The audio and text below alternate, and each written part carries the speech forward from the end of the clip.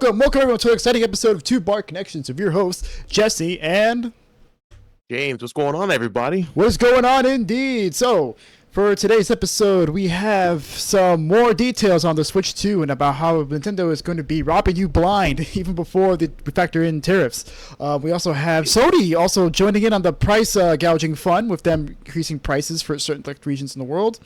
We also have Toys for Bob expressing some interest in Spyro and in Banjo, which is very interesting considering those have been childhood classics. We also have Schedule 1, the very popular Walter White simulator, which is currently under copyright investigation by a competing drug simulator game.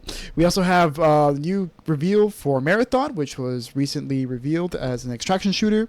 We also have the supposed unfortunate cancellation of the Tomb Raider series over at Amazon. We also have friends of the podcast finally saying the quiet part out loud, finally admitting that we don't own anything in court, at least. That is their defense when it comes to their lawsuits concerning the crew over in the EU. We also have the latest Tekken Season 2 patch apparently pissing everybody off. And we also have Oblivion, finally, the remaster being revealed, which has been kind of like a pretty open secret at this point, as we have kind of known about it for years. But it's finally here as of today. But before we get into all that, how have you been? It's been pretty boring. Well, actually, no, not really. That Walter White simulator, we've been hitting it pretty hard actually, and we can thank my RAM for that. Yeah, you in particular, because like I've only played it when you guys have played it. You guys are the ones who have, like, you and our buddy Gene. I've been indeed. Hitting that hustle. Yeah, we have been hitting that hustle. Actually, I just bought the barn and he set it up all nicely because he's the other Factorio player amongst us. Because I've been trying to get you to play Satisfactory for a while now, and he's actually played those games. And dude, the minute he saw the barn, he's like, "Oh yeah, I already know how I'm going to organize our operation here." He's got the weed in the corner over there. He's got the meth lab on the other side, and then he's got the packaging all across the wall on the left side of the barn. But I know you haven't played much of it, but you have sunk your teeth into a large portion of the game. I think we played it last Saturday. We played the demo and we played through the whole thing. We're like, oh yeah, like we need to. Yeah, it is fun. It is. I'll probably never play it by myself, but to play with you guys, it is fun. It's like a nice, relaxing. It is pretty cozy game considering it's about selling drugs.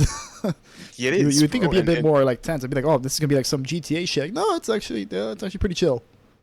Yeah, no, it's super chill, and I think the cartoony exterior of it and the characters and how they look add to that coziness. Because drugs and cartels and police, it's kind of it's a rough business in the real world. But to see it play out in this cartoony world where people literally look bug-eyed all the time, it makes it fun, and it is. Yeah, it looks like kind of like South Park-ish if everyone was kind of. I'm trying to find some footage here. Yeah, trust me, there's plenty of footage. These people just cannot stop playing this game, which, to be fair, neither can we. And it's also in early access as well. I think you could actually see. Oh yeah, there you go. Moist Critical. He was playing this game for, I think, actually since release, because I think it released at the beginning of April 4th. Mm-hmm. Which I'm surprised it didn't release on like 420 or something. That would be. Which was this past Easter, this past Sunday, and speaking of this Sunday and Easter, rest in peace Pope Francis. He actually died on Easter. So okay, so he did die on Easter. He did. Yeah, he picked a heck of a day to die. That's what I thought too, but I was told he actually died the day after, which was yesterday. But no, I was right the first time around. But I did hear he was able to make the Easter service. He was able to like manage one more Easter service before he passed. And then now begins the long drawn out process of picking the new pope. Yes, which God only knows how that's gonna, who's going to pick and how that's gonna unfold. But for now, it'll be 9 days of mourning, I believe, is what it is, and then they move on to the conclave. 9 days.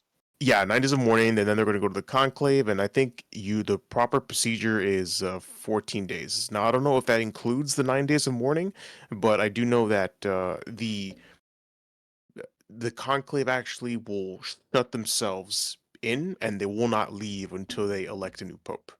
So, and which will be indicative. It will be decided by white smoke coming from the chimney, while black smoke obviously signals the death of the pope. Oh yeah. Oh, so we never tried this, but apparently you can pickpocket your drugs back Yes. from your customers. Such It's actually difficult. a funny It's dichotomy actually here. We just talked about really talking about drugs, and we're talking about the Pope. and we're talking about the Pope selection pay, process. pay, and pay respects to the Pope, and they're like, all right. So, anyways, about them drugs. My God, how do we even go on that tangent? We really will talk about anything. But back to this game. Very good game. It's an early access, and the developer plans on releasing way more content in the future, which will include police raids, rival drug cartels, and future expansions to Highland Point. So good on this guy. Overnight millionaire success story. We'll be keeping an eye on this game. And I've noticed too that I've been starting to gravitate a lot towards games that we can all play to just kind of mess around. Um, like this is the kind of game that I would definitely play only with friends. This is kind of like the Lethal Companies, and in the sense that we can get a bunch of people together to just kind of mess around and chill. Oh, Lethal Which we Company. still- I don't know. Let's describe Lethal Company as a chill game, but it is Listen, man, definitely a group experience. You're fucking around with your friends. I consider that a chill time. But yeah, I've been playing this game mostly. I haven't really touched anything else, and until I guess Doom comes out, which will be what, May 15th, I believe. Something like that. A few weeks from now, Yeah. like 2-3 weeks from now, something like that. Yeah, because I think that's the next big game that we're gonna play. Oh, for sure. And- Definitely, it's my most anticipated game of the year. I know you are a Doom lover, Yes, I and you got me on. Dude lover and a and you got- boomer shooter aficionado. Yeah, but you got me into it, which was one of the best decisions ever. I'm very glad to hear that. But anything else besides that? No, man, it's been pretty boring for me. I went with Armando to Epic last week, the new theme park that opened up. Mm-hmm. How was that? Because I got invited, right? But it was the exact same day I took my LSAT. Oh man, It was the exact fucking day. No, tell me about the preview first. The LSAT's bullshit. Whatever, just don't worry about it. Well, I don't want to talk shit about that, dude. I studied that thing for 6 months straight. I don't want to hear shit about it right now. Not until May. Talk to me in May. Okay, fine. I'll talk to you in May about it. But it was the best park. It's my new favorite place in Universal. And it also has my new favorite roller coaster as well, Stardust Racers, which essentially brought back Dueling Dragons, where you have two separate cars or separate coaster. I don't even know what you'd call it. Trains, whatever. Two coasters. Because the cars are each individual unit, Mm-hmm. and they race, and you race each other. Mm. And there's so many dips and turns and flippings, and I think it speeds up like 3 different times. Ooh, that sounds cool. Which is oh dude, it's so good. It's so cool. It's definitely the best roller coaster yet, and of course, the highlight for me was Nintendo Land, Super Nintendo Land. Oh yeah, dude. That seems so odd. Like it's funny like how we never thought of like maybe Nintendo should like make a theme park. It's such a natural conclusion to come to over it, but it's like I never thought about it. Like Nintendo should make a park. Yeah, but the thing is, they took it a step further because with places like Disney and Universal, they just make an attraction and they make rides and they make everything look like the place, but there really wasn't much interaction with it, and that was a lot of what theme parks are. But Nintendo Land is different. They actually give you your own power band, they call it, Mhm. that allows you to interact with different things inside of Nintendo Land. So we have Okay. certain so the blocks in Mario that Mario punches, you can punch those same blocks for coins, and it all gets tracked on an app Okay. that you download on your phone. Uh-huh. So you punch blocks, and there's quests to complete. Like the theme right now is, Bowser, took over the land. His underlings have the keys, and you have to go and find those keys. So So there's different interactions throughout the park Uh where huh. you can chase Goombas and Hmm. Koopas to get these keys, and once you unlock all the keys, you can unlock the the main boss to fight. I think Bowser's kid or whatever. And there's also Easter eggs to find throughout the park or throughout the Nintendo Land, and you unlock a scrapbook, and you add to that scrapbook every time you find a hidden gem, or every time you're not gonna believe this, unlock an achievement. It goes Okay. into your it goes into your like sticker book. And when I saw how much it was to unlock, it scratched that itch in my achievement hunting brain. I can imagine. And I was yeah, dude, I was like, oh my god, there's so much, and I can't come here all the time. This kind of sucks, damn it. But it was great. It was such a fun ride. They also had a little section called Donkey Kong Country that was all about Donkey Kong, which was my place to be. It was fantastic. And it also had it had a kiddie roller coaster, but it was actually not bad for a roller coaster. It was so the actual rail for the ride ran underneath the fake. So this was the car you rode in, and then it had like an arm that went like this, Uh huh. and that was the part that was attached to the rail. So whatever you were seeing under you was not real. So Mm. there was like so it gave the illusion that your cart was actually jumping from one rail to the next. Like you remember in Donkey Kong Country, the minecart level Yeah, where the those levels minecart, they suck. yeah, And kiss my ass. yeah. Well, they made it into a ride where the rails were broken, and you would jump. You had to jump from one rail to the next because there was a gap. Uh huh. They simulated that in this ride. Ah, okay. Did you miss any jumps? Well, no, I mean it's a ride. Like you don't control it. You just sit there for the fun. Ah, okay, okay. So it's So automated. so yeah, it's automated. You couldn't miss. However, the other ride that I did was Mario Kart, and they they nailed it. So it's an on rails ride, but you have augmented reality glasses that Mm. project images onto the real world, and you shoot shells at Bowser and his minions. Uh huh. And there's actually like a scoring system. Hmm. So, you know, Oh damn! I feel like they should have just had you race each other. You can turn around and yell at your friend for blue shelling you. no, well actually you can shoot your like Mario and his team. Uh huh. You're supposed to shoot Bowser and his underlings, but you're also, you're technically you're racing on Team Mario. Uh huh. So you can accidentally shoot Mario or Peach or the Toads. Oh, that's funny. Whee! Yeah. I just imagine your screams. Yeah. Yeah, but you lose coins while you're doing it. Ah, okay, okay. And then at the yeah, it kind of works like the Men in Black ride where Hmm. it tallies up your score at the end, and you have a winner of the most amount of points. And actually, it unlocked like an achievement in the app when I was finished, because you could actually use your power band on the ride itself to track your progress. Okay. Yeah, That sounds so cool, dude. I can't wait to go there like in 3 years when it's not packed to the fucking brim. yeah, So I dude. can only It's imagine. I mean, imagine because it's preview day, so like it won't be too bad for you. But man, once that thing opens to the public, oh, it's over, man. It's gonna be no, endless lines for years. you know, yeah. Honestly, Universal has a cash cow on their hands, and they know it, and they like it's an honest competitor to the mouse.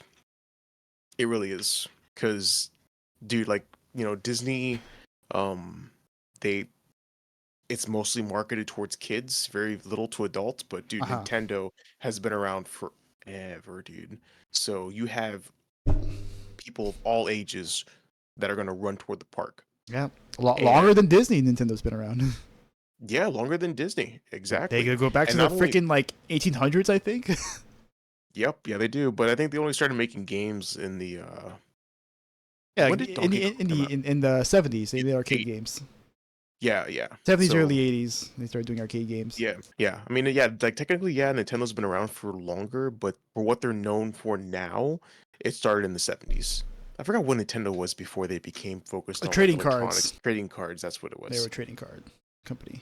But the park itself also markets towards the older generation because they have a dark universe part. So Mm. you guys remember the failed Mummy movie from Yeah, yeah, that Universal? was supposed to jumpstart the universe, and that didn't Yeah. fucking happen. Nope, that Talk did about not. putting the cart before the horse. That's exactly what happened. They spelled out their intentions right there in the beginning of the movie. Universal Dark Universe. I'm and like, and this oh is when the MCU no. was still hot, so everyone was like, "Get the Everyone was fuck out of here!" listen, man. Honestly, they lost me when they replaced Brendan Fraser. Oh Sorry. yeah, it was just They dark. tried to make a movie they tried to make a mummy movie without Brendan Fraser. That was mistake number one, and honestly, that was probably strikes one, two, and three for a lot of people. Yeah, I mean, And on top of that, sorry, go ahead. no, I was just I didn't say anything. Oh, okay, no, and on top of that, the movie was hot garbage. So, Yeah, it was just hot so, shit. It's just, so it literally killed the Dark Universe. But I you have will a say, Brendan Fraser-less movie, and look, I like Tom Cruise. I like his movies. I love his dedication to the craft. I love his his crazy ass and how he loves to do stunts. He yes, does it for the craft. He loves the craft. He loves to entertain, but he's not Brendan Fraser, man. He's not what we grew up with. exactly. Like he has his own franchise. He has the Mission Impossible franchise. That's his. This is Brendan Fraser's. So you can't do that to the man. I will say though, that movie did have Russell Crowe as Dr. Jekyll and Mr. Hyde. I thought he did a good job in that. I mean, he's Russell But Crowe, so I mean, yeah, exactly. it's hard for Russell Crowe to not be good. Exactly. But despite all that, this part of the park, the Dark Universe part, was very cool. And it was I knew this was going to be the case. This was my dad's favorite part of the park just because of the nostalgia factor be- of all of those old monster movies that he grew up watching. Uh huh. So there was a werewolf ride. It was like a willow. Oh my god, so sorry. There was a werewolf roller coaster where it had pictures of the old gypsy woman from the movie, Uh huh. and it blew my dad's mind because she was like, "Oh my god, like that's not even like a recreated image or nothing. Like that's the original lady, you know." And the people, the staff were like, "Yeah, we actually tracked down the family to use her likeness for this or whatever." And I was like, "Holy crap!" And dude, this is like an old That's black and seriously white movie, like impressive. from the yeah It's very from the impressive. 30s. It was super impressive. And then there was a restaurant. I forgot what it is, but I forgot the name of it, but it was called something about something burning. But it Mm-hmm. was the windmill from the original Frankenstein movie where Frankenstein dies. He gets trapped in a windmill and the windmill gets set on fire. Mm-hmm. And that's the same windmill from the movie and it actually sets fire like every hour. Ooh, wow. Yes. Yeah, dude. So my dad Damn. was looking at that like, oh my god, like these old movies being brought to life. Fuck yeah, dude. So I thought that was really cool. That sounds amazing, And then man. you had oh no, it's super amazing. Honestly, I recommend watching those old movies just because they are like hallmarks in cinematic history. Like as a movie history buff, like as both of us are, it's just really cool to watch, these movies being brought to life, these old movies, and being treated with the respect that they deserve. Mm, Very, very yeah, my cool. knowledge of Frankenstein begins and ends with Young Frankenstein, the Mel Brooks comedy classic with Gene Wilder Honest, and Marty on Feldman, which to be fair, me and my and dad were both quoting that in one of the rides. and Peter Boyle, Yes, and Frank Peter from Boyle. Everybody Loves Raymond. Yep. But no, me and my dad were actually quoting Young Frankenstein in the Monsters Unleashed ride, Uh huh. which is cool. It's a cool take on the Frankenstein legend. But we were walking through like Frankenstein's castle, and my dad actually shot the first shot. And he looked at me. He says, "Yes, Frankenstein's castle." Yeah. The Frankenstein. It's Following his grandfather's Frank. footsteps. What? Following his grandfather's footsteps. Footsteps. Oh, okay.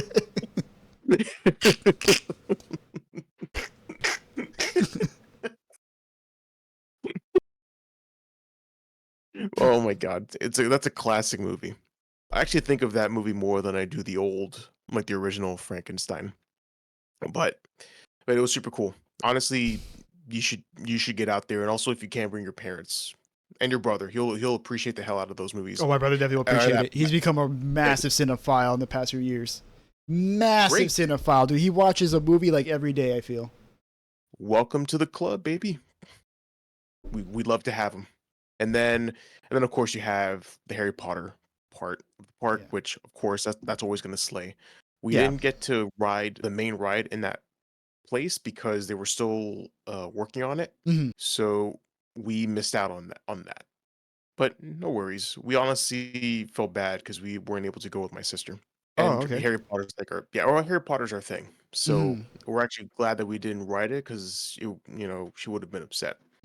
But Yeah. no, she Fair really would enough. have. Yeah, and then we also saw like the How to Train Your Dragon section, which is the obvious kiddie part of the park, Hmm. but we didn't care. It was a nice place. It was already kind of dark, so we didn't ride anything, but they had its own roller coaster and a water ride, Okay. kind of like That's cool. which yeah. So it's like a water roller coaster, but it has elements of the Popeye ride where you can get a water gun and squirt people as they're riding through. Okay, Yeah, that's fun. That sounds fun. yeah. I mean, it's harder to move like a fast moving target, but I'm not too sure. Okay, okay. Well, it Yeah, sounds like you all did a in all, lot more than you let on first. yeah. Well, I mean, we kind of stayed until it got dark Hmm. because we wanted to experience everything. We also wanted to see the dark universe area Hmm. at night, Oh, and yes, that would be perfect. Perfect. the vibe is exactly what you expect, dude. So, and also something really interesting too is they have a hotel that's within the park itself. Mm. So you Like can a actually Hotel stay on. Transylvania kind of thing. Actually, no. It's actually a really fancy hotel. It's called the Helios. If you want, you can look up a That picture of sounds it. fancy. It is fancy as hell. That It's sounds called the really. Helios, and it's situated right there inside the park. So if you could just pull up a picture, I'll show you the. That it? Yeah, yep, that's it. So you see that. Yeah. So you see that fountain. You see that Yeah. fountain right there. Yeah. That's the park. That's the main fountain. That's the main fountain inside of the park. Yeah, see. Uh huh. Wow. Okay. So you literally walk out the front door, and that's it. You're in.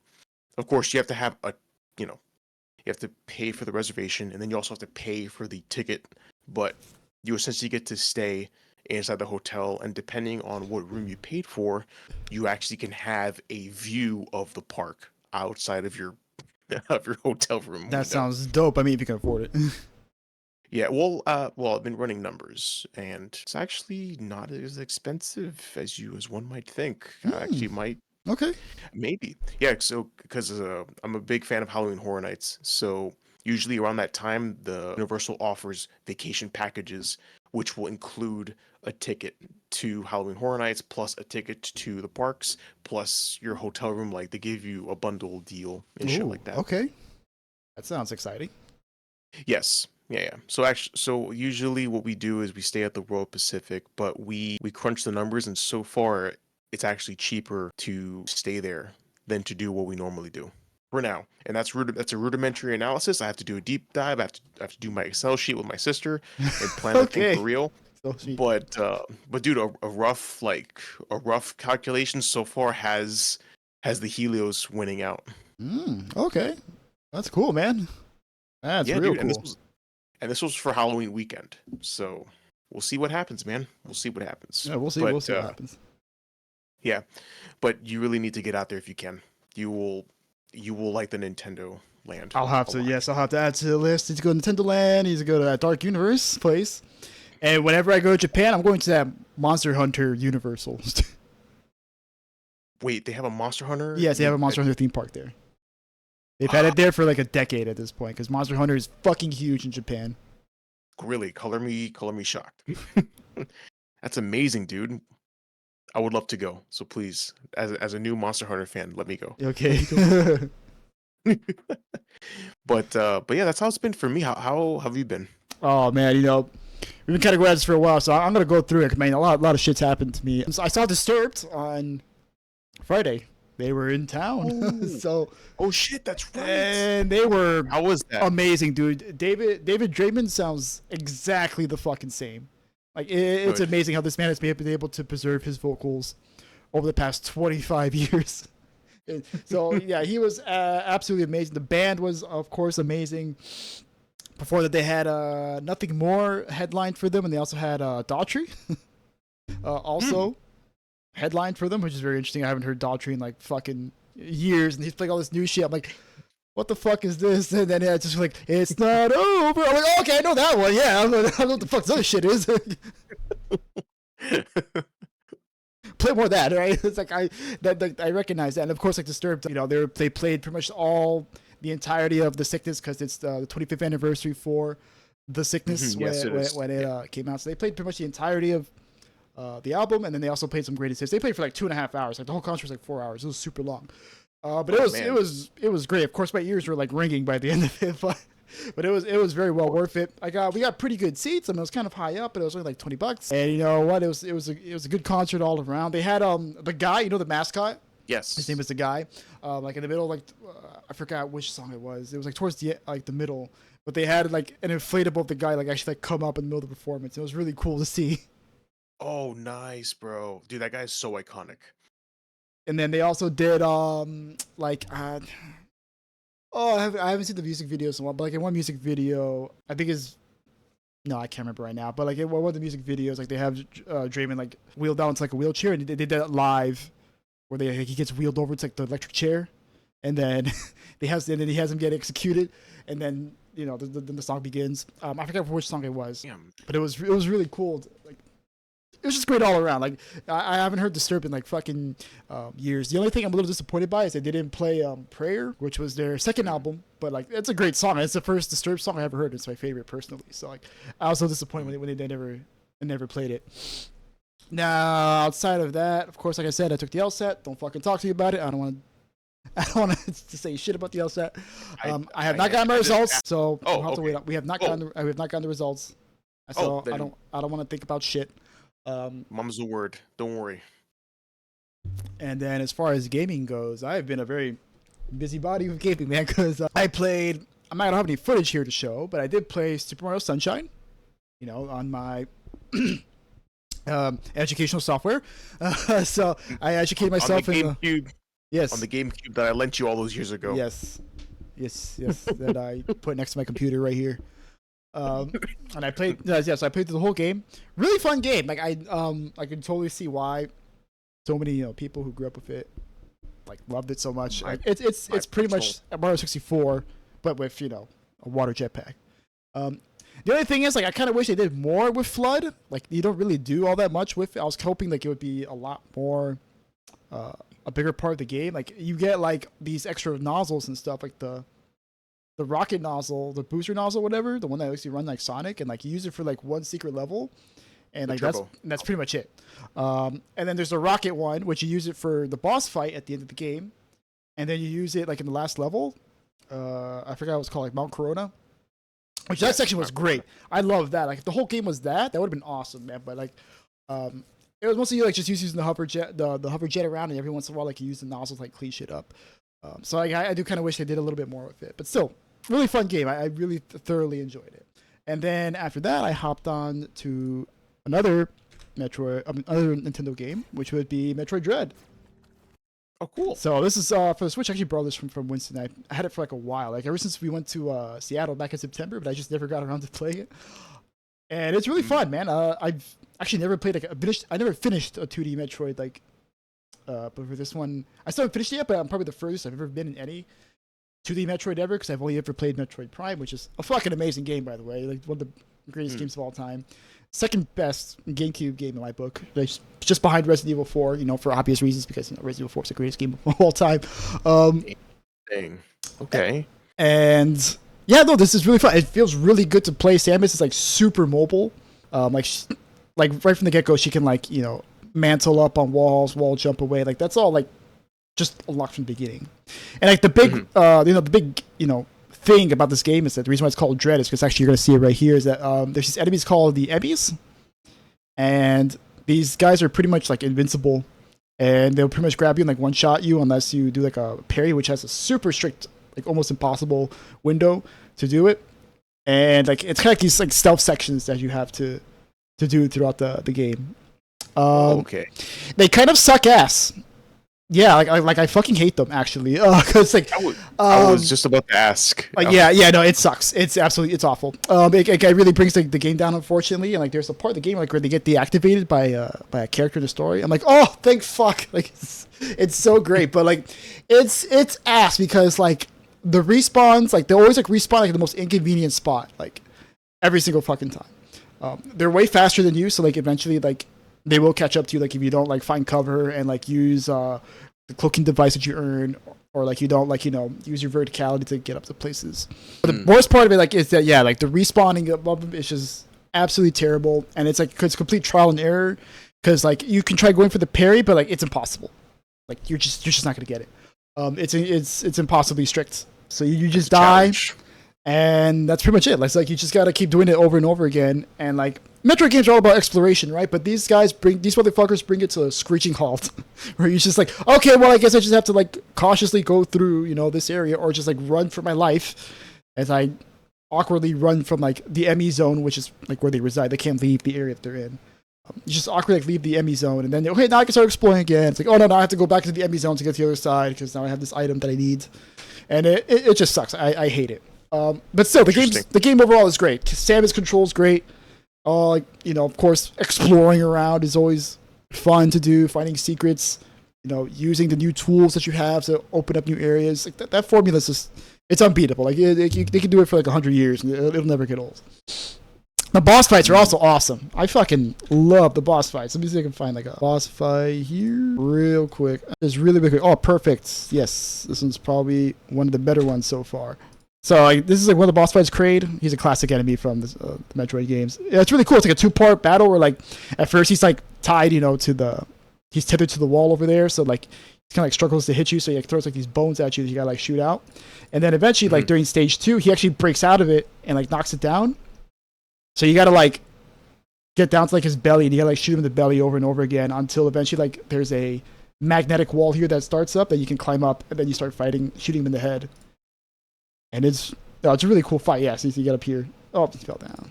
I saw like those like needles that they had to. Yeah, really, really cool fight. So then outside of that, I also played some demos. I'm always looking for new games to demo out that I can actually see if I like them or not. And one of them is called. Well, this is the only one I really want to talk about because I played 4 of them, but like we don't have time. So I'm just going to talk about this one. This is Hark the Ghoul, which is a first-person dungeon crawler. That's kind of like Hollow Knight. It's like Hollow Knight and like Dark Souls mixed together with like a little bit of Bloodborne also, because you get like a gun, like a little flintlock pistol that you can like shoot enemies with. And of course, as you can see, like it's got like that PS1 aesthetics. And you play as like a cricket dude. You can set your background and stuff, and that like change like how people react to you. Like I set myself as a prisoner, and the knight was like, "Oh, you're a fugitive. You're lucky I don't put you away," but something like that. So I imagine, depending on what you pick, like he'll respond different ways, or other NPCs will respond different ways. But yeah, as you can see, like it's very clearly like a first-person dungeon crawler, and it's got really great atmosphere. Like I don't know if you can hear the music, but like the music's pretty good. The music's always an important part of like setting the atmosphere, especially for dungeon crawlers. Yeah. And then, oh, shit, I almost knocked my water down. Okay. That would have been bad. That would have been very bad. On your new rig, no less. Oh, no. The rig's on the other side, so I don't have to worry about that. But the mic might be a problem. So, yeah, like, you can go around, explore everything. Like, all the things like I like in dungeon crawlers, man. I always love exploration, but, like, this is the opening. Yeah, so you see, I got the pistol, like, I bought a whip, and you get into the city after you leave the initial dungeon. So weird to see you, like, dual-wield a whip and a pistol. Lepidor. Yeah, that's pretty much like your shrine maiden, pretty much. You're, there's always got to be like, your Millennia or Melina, like your Melina or your Firekeeper. There's always like some girl that's got to like help you out through your journey. And remind you that you are maidenless. Well, no, I'm not maidenless. This is my maiden right here. And her cricket girl glory. So there was that, and then I got back in the saddle with Overwatch because they added 6v6 back. Great, like it's really cool, like how it's kind of funny, like how they kind of like nailed it, man. Like they made it the best format possible that it could be, because like I was kind of worried for a long time that like If they added 6v6 back, it's gonna be roll Q 6v6. In which case, then Q time's gonna be a fucking nightmare. Because like that's what happened to Overwatch 1. Q times became a nightmare because no one wanted to play tank. Because playing tank was fucking miserable. And it's still miserable in Overwatch. At least in 5v5, it's miserable because you're the only tank and you're eating all the fucking cooldowns and you get counter swapped to death. But now there's only one, so like the queue times are normal because you need one tank. But with 66, they made it open queue, but now it's a 2 tank limit. So like anybody can like fill it in. So like you get all the benefits of like 2-2-2, which is what most of my matches are. But now you don't have to deal with queue times. I get a match in like a minute, maybe 2 tops, every single time. Yeah. And I actually went on like on a massive 10-game win streak the other day. So I was like, oh shit. It was great. So 6v6 is back. They got the perk system, which I think is really cool. I know that you played a little bit the perk system back when it was first introduced, or when they were testing it, really. That's when they were doing the test for it. And then now, like, they kind of refined it a little bit. And with a new patch, like they changed some of the perks around a bit. And then, of course, with Season 16, they added Stadium Mode, which is now like they're doing like MOBA. It's like almost like MOBA-ish. I haven't played it yet. I haven't had the chance to play it yet because it just came out today. You haven't had time. I was preparing for the show until I had to go to work. But that seems really fun. Cool. I can't wait to play that. I can't wait to play with you if you'll have me again. If you'll no. Because I know you were like fucking miserable last time, as you usually are when I force you to play these. Well, I don't force you, but no, I have fun up until I'm not having fun anymore. but the it's like there's no in between. I'm either having a great time playing this game or I want to literally like rip my ball hairs out playing this shit. It's fucking dude, it's awful. It's awful when these games are not fun. The same thing with Marvel Rivals, like I get so flustered, and especially with Overwatch, because I remember I used to, make all these shots and I'm out of practice, but it's frustrating. It's really frustrating. But I'll play Stadium Mode just to play the new thing. Yeah. So that was pretty much it for me. And we've been at this for a long ass time, so let's have we get into some news because we got a lot of news. Dude, let's just accept the fact this is gonna be a long one, and half this, it's okay, just accept it. It's fine. It's cool. It's well, fine. You wanna know what's not cool? Well, yeah, what's not cool, dude? I don't know. You tell me, dude. I'll tell you what's not cool. These fucking Nintendo prices that we got here, dude, that are absolutely not cool. Along with all these other crazy, post-stream details that we have gotten. So for those of you who may have been living under a rock, Nintendo revealed the Nintendo Switch 2, which was recently revealed a few weeks ago. We covered it here, and it was a good. It was a good showcase, right? We got us all very excited, right? You got a new Donkey Kong game. We got to see the Nintendo Switch 2 and like how powerful it can be. It can run 4K 60, it can run 120 in docked. And then we got a view for the prices, and we were like, "Is that an 8 on the box there?" So apparently we're gonna get $80 games, of course, which we talked about already. But Nintendo said, "Oh wait, no, but there's more. See, it's not enough that we're gonna charge $80 for our new games, but all those old ass games that we have, those are also gonna cost $80 fucking dollars." If Nintendo hasn't made enough money, so yeah. The Switch 2 was kind of touted to have, upgrades for like old Switch games, which for me was like a personal huge selling point because, I like the Switch, but like if you've listened to this podcast for any length of time, that I've complained about like the performance on the Switch and like how it's, the frame rate's fucking ass pretty much. It really is. There's no getting around it. Like the only way to play that system properly is in handheld mode. When you dock it, it just, literally 30 FPS whenever there is a hint of fire on screen. And even in handheld mode, like depending on the game, it could definitely not run the best. I've been fortunate to not have that problem on handheld mode, but that's a personal thing. I can attest to this. So for me, this was like a big opportunity for me to go back, play some old Switch games with like better frame rate, better resolution. And Nintendo, decided to capitalize on that, monetarily. And they, in their infinite wisdom, they thought, hey, you know what? Let's charge $80 for a 2-year-old game like Kirby and the Forgotten Lands, right? Granted, it does have extra, content and DLC, which is, that's cool, right? Okay, fine. You want to charge money for like DLC, but then they also want to charge on top of that for, like better frame rates and higher resolution. Pretty much a resolution patch, which most games would get for free at no extra cost. But Nintendo, they want to charge for $80 for a game that's already 2 years old. Then on top of that, you have Super Mario Party Jamboree, which was also going to be $80, and it comes with like a handful of like mini games, new mini games. So cool, great. It came with mini games that you can use your Switch 2 camera for that you also have to pay separately for. Yes. That's don't lie to them. Don't lie to them. Say it as it is. Yeah. Well, for that part, I don't know like if the camera's required. I don't know if it's like a bonus or not. But then, oh man, here's a great one, right? You got Breath of the Wild, an 8-year-old game that is still going at $70 to this fucking day. And they have the goal to be like, yeah, so if you want to play at a reasonable resolution and a reasonable frame rate, that'll be extra $10. So that's $80. And here's the best part, James. It doesn't come with a DLC. Nope. You have to pay for the DLC again if you want to replay the game at like better frame rates and higher resolutions, or if you're like me and like you just don't really have the game. Well, actually, no, I think I have it, but I think I got it for free. But like, still, like, if you did pay for it, like, you're pretty much being forced to pay for the game again, get actual reasonable frame rate and resolution, and also to enjoy the content that you should have been packaged, right? Because that's literally what everyone does at this point. You get the definitive edition of something. It comes with all the DLC plus like all the remastered shit or whatever. Or like if it comes, years after the fact, it'll still be charged for less than premium. But oh no, not Nintendo, right? No, dude. That also holds true for Tears of the Kingdom, which is a 2-year-old game also at this point, and it's also going to be $80. And of course, you got Nintendo defending it because you have over here. So you have, where's this guy? Oh yeah, Bill Trinan from Nintendo. Doesn't really say what his position is, so I don't really know like what it is. Ass kisser, I guess is what it is. So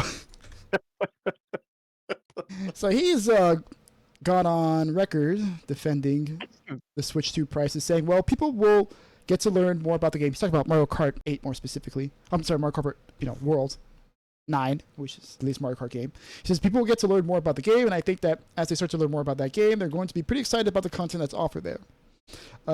It's less about strategy of pricing Mario Kart World. It's more just whenever we look at a given value, we just look at what is the experience and what's the content and what's the value. This is a game that is so big and so vast, you will find so many things in it to discover, and there's still some other secrets remaining that I think as people end up buying and playing the game, they're going to find this will probably be the richest Mario Kart experience they ever had. Ass kisser indeed. So are we getting that much more like value? And look, like according to Nintendo, like they're going to do it based on like the effort, pretty much. If we're going by like effort and value, can we buy Pokemon games for like $20? Because that's pretty much what they deserve to be charged at. Like, I don't know if you, James, you've played like a Pokemon game like in the past, 10, 15 years, and like they haven't really been the best.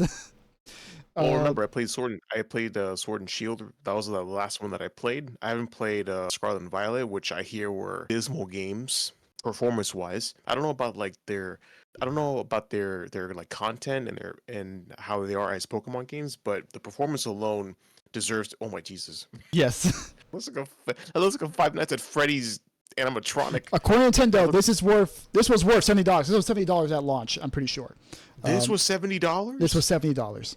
It's Pokemon, of course it was $70. And it sold like 20 million copies, so they don't give a fuck. They are out of their fucking minds. But so are the people that buy that shit. Dude, look at that. That's disgusting. Oh my god, look at the bug. Look at that one. Look at the fucking Exorcist bug. And even, glitches aside, this isn't exactly, the most detailed looking games, right? I mean, granted, we're using a Switch 1 game as an example, but let's look at Mario Kart World, right? Versus Mario Kart 8. Real quick. Yeah, let's do a side-by-side comparison. I have too many tabs open. My computer's like, I know I got this new RAM and CPU, man, but this is a bit much. But I gotta ask, dude, this is Mario Kart 8, right? This is Mario Kart World, okay? These games are like 10 years apart. Is the way this game is and the way this game is worth a jump in $10? Is the amount of content so much higher than Mario Kart 8 that the value of the game warrants a $10 bump. $10 bump, mind you, that brings it to $80. That comes just shortly after you've already seen a price hike to $70 from like 5 years ago, because before 2020 when the PS5 came out, which Sony was the one to spearhead the $70 increase, then followed by Indeed. Microsoft. Does that warrant $80? And value is always like kind of subjective, but for me at least, no, right? This is not worth $80, and this is not worth possibly getting the industry to jump on the $80 train, especially like I said, so soon after we just got a $70 increase just 5 years ago. Yeah, no, it's a no for me as well, especially since I'm not even a big Mario Kart person. That's no thanks, not worth $80. And also the repackaged Mario Kart games for 10 years, Mario Kart 8, which was, dude, how much did that game get released and then re-released and then re-released again? Well, it was on the Wii U at first. Of course, Wii U bombed. Mm-hmm. The Wii U bombed, but during that time they released, I think, like one DLC pass, and it was like they released content over the span like of a year. I think it was like $10. Then they released it on the Switch, and they released the deluxe edition. Now at that time, they actually had the sense, I think, to give you all the DLC at that point they had. But then on top of that, granted, it was still premium priced. So it was pretty much like you bought them all separately anyways. But at least they weren't upcharging like they fucking are now. Yeah. But then they released on Switch, and they had more DLC. They released, I think, like one or two more. It was like $10 each, right? And by the way, these never got bundled at all, ever, right? Because most of the time, DLC will get bundled eventually over time if you wait long enough. Never got bundled, so you had to buy all of them separately. So if you wanted the full Mario Kart 8 experience, and let's say you got it on the Switch, right? It was $60 plus the 2 or 3 DLC expansion passes. You're looking at what, $7, $80, $90? You want the full experience. Now, $80 plus base. just $80 plus whatever DLC they release. And you bet your ass they're gonna milk the fuck out of this game with DLC, because they milked the fuck out of Mario Kart 8 and they sold 60 million copies while doing it. Yeah. And on top of that, it will never go down in price. Ever. Because Nintendo games do not go down in price. Because they've deemed it so. Right? So, imagine, 5 years from now, they have, 2 passes released. And you just know it's not going to be $10 this time, right? For DLC, it's not going to be $10 this time. It's going to be $15. I bet you it's going to be $15. So, it's going to be $80 plus 30, $110. And then, they add another one, bumps up to $145 until, they keep adding more and more and more. They're going to milk the shit out of it. So, God only knows how many expansion passes they're going to sell. And they will never bundle it. They never discount it. I think it'll be at least $20. Yeah, you think they'll jump up that much? Well, think about it. I don't think you covered it yet, but have you seen the prices that they confirmed for the Switch 2 edition of games that already exist? I did. I did. I said that. $80 for Kirby and the Forgotten Lands, $80 for Breath of the Wild. Actually, no, it's $70 for Breath of the Wild, but it doesn't include the DLC. So, if you want the DLC, you're pretty much gonna be paying $80. Tears of the Kingdom, $80. Also, so with all that, what's Mr. Doug Bowser, CEO of Nintendo America, got to say about this? Well, he pretty much says, just don't be poor, Yeah, so he was speaking over with CBC, where he pretty much confirmed that the tariffs had nothing to do with the price of the Switch or of the games, right? Mm-hmm. So, don't make the mistake of thinking that tariffs had anything to do with this. We got the head honcho of Nintendo America confirming that this is Nintendo just being Nintendo, right? This is them saying no, we think this is worth this much money. Well, he also said in his article by The Gamer, where he was quoted saying, "We recognize there are some people that may not be able to afford the Switch 2's prices point. That's why we wanted to make the other Switch platforms available," right? So, it seems like he kind of meant that, he was implying that they're going to keep supporting the Switch 1 at this point, but for many people, it kind of came off as kind of a Don Matrick move, right? Now, if you remember back in the Xbox One launch period back in 2013, where pretty much Don Matrick and Microsoft nuked any and all hype for the Xbox One, and they have yet to still recover from it.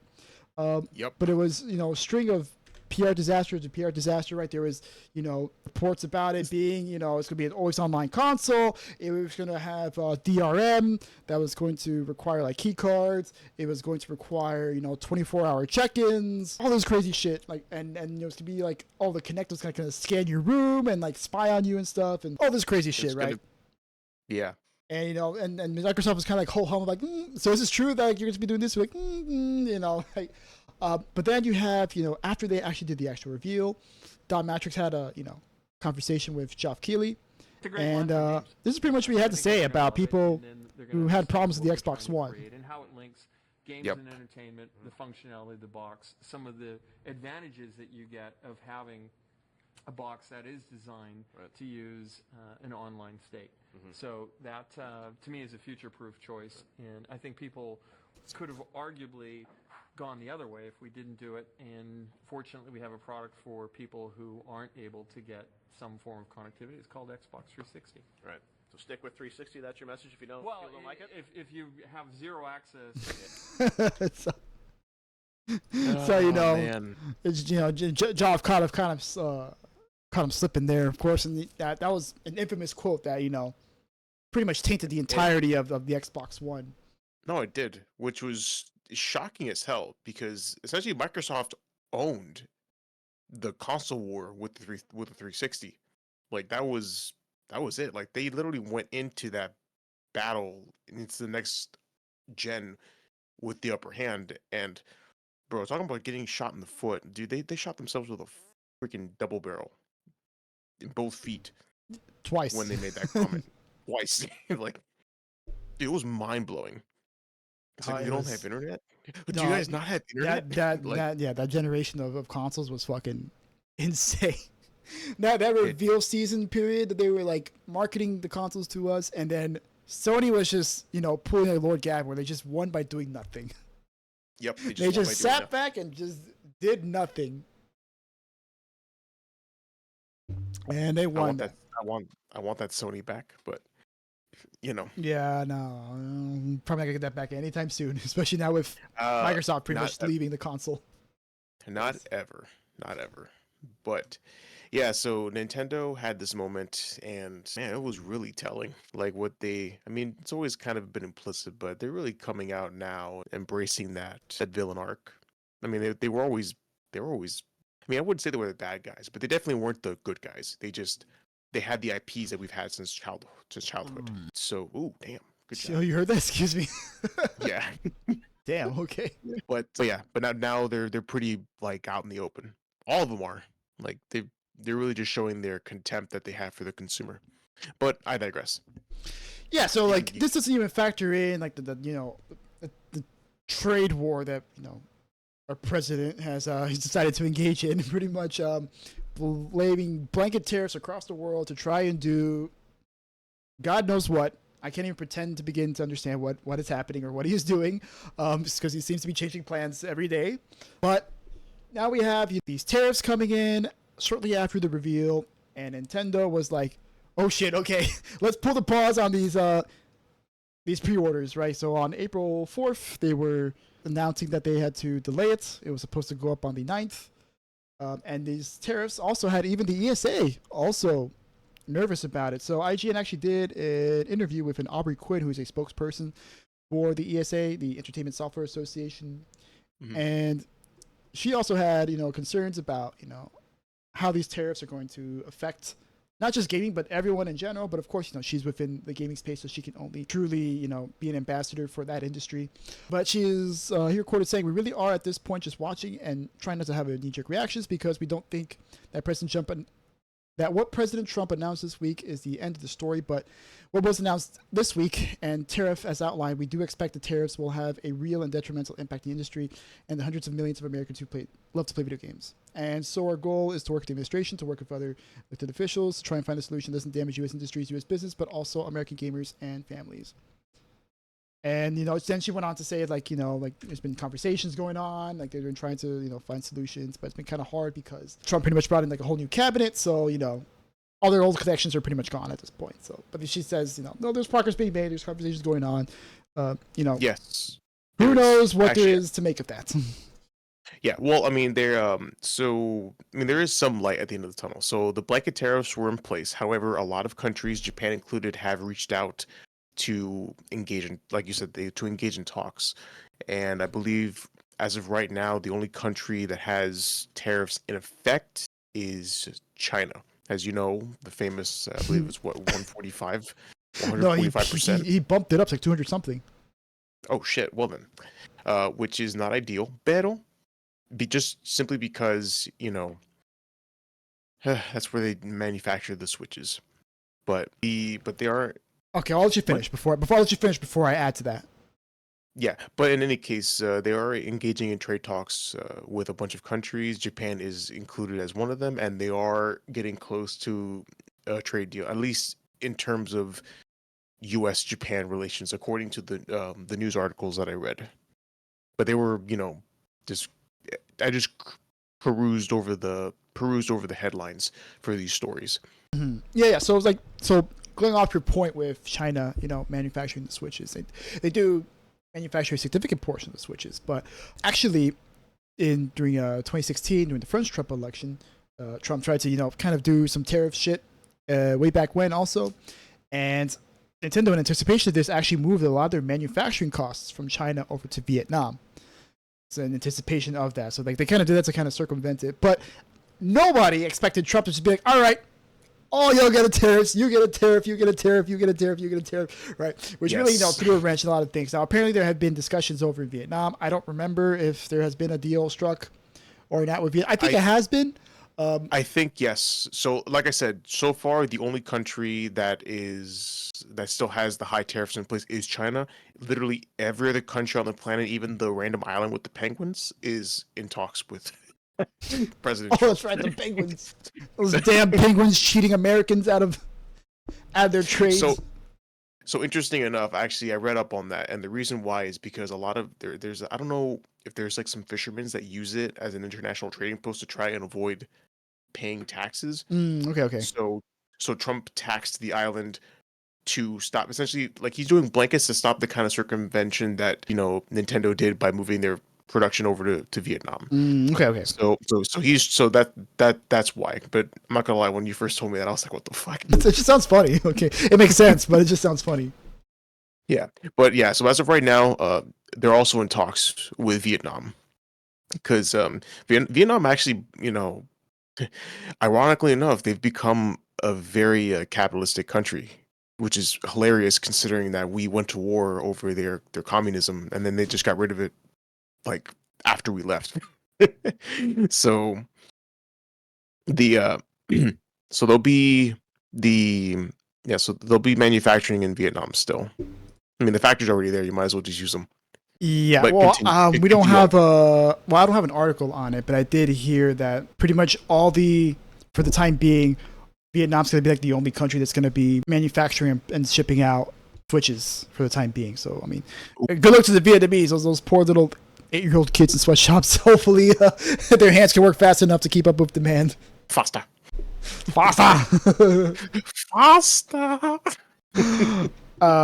So, so we have, all that. Well, a few little while ago. Oh yeah, that's right. This shit. We'll talk about that in a minute. Don't worry. We'll talk about that shit too. Don't worry about it. Well, we'll get to it. Don't worry. There's definitely more shit we're gonna be talking here. But back to the tariffs. So Nintendo came back on the 19th of April, saying that hey, pre-orders are back up and they will begin on the 24th, which as of this recording is 2 days from now. And they showed the new prices, which seems to show that the console itself and the games are still the same price. Okay, so at least that. But the accessories have all pretty much increased by about $5. I don't have the old prices here, but they are about $5 each. So every single thing here, every single accessory, as you can see, is $5. So the Switch Pro Controller was $80, now it's $85. Joy-Con 2 was $95. Jesus Christ, $90 was already fucking high. But you have the charging grip, right? So if you want to, put it on the grips, right? That's another extra charge for that. And then the strap is $14. That also increased by $5. Wheel set $5. Yeah, if so, all this pretty much every single accessory was increased by $5. So not as bad as we would have thought. So not very good, right? Because they're already fucking high to begin with. But at least we're not looking at $600, $700 console with like $120 games, because that was possibly on the table. So any thoughts for so far? Because there's some more details here about like. Well, I think I've pretty much kept up with lacing my thoughts into your monologue. But yeah, these prices are too damn high. These prices are too damn high. Exactly. And the worst part is they're looking for every opportunity to go even higher. And yeah, they will where they can until they cannot no more. But there's also some other details that are lay it on me that are a little bit like, what the fuck? Seriously? Yeah. So the Switch 2 GameCube controllers is apparently going to only be compatible with GameCube classics. So Nintendo has switched to like the big online expansion that's going to be happening with their subscription service is that you're not going to be able to play GameCube games. And they also touted about how, you're going to be able to use your GameCube controller to play, on their Switch. Except you can only use it for those games. That's it. Those, which are pretty much just an emulator. So you pretty much have a controller that's just for an emulator, pretty much. There's new Smash Brothers. Get fucked. You have to use like the Joy-Cons, right? Because the great thing about Smash is being able to play on the GameCube controller, because the GameCube controller is one of the best controllers of all time. It's a great feeling controller, and it feels great to play Smash on it. We were able to do it on the Wii U. We were able to do it on the Wii. We were able to play on the Switch as well, like with converters. And Nintendo decided to continue that trend, except now they're like, nope, you can only play GameCube games on it. So there is that.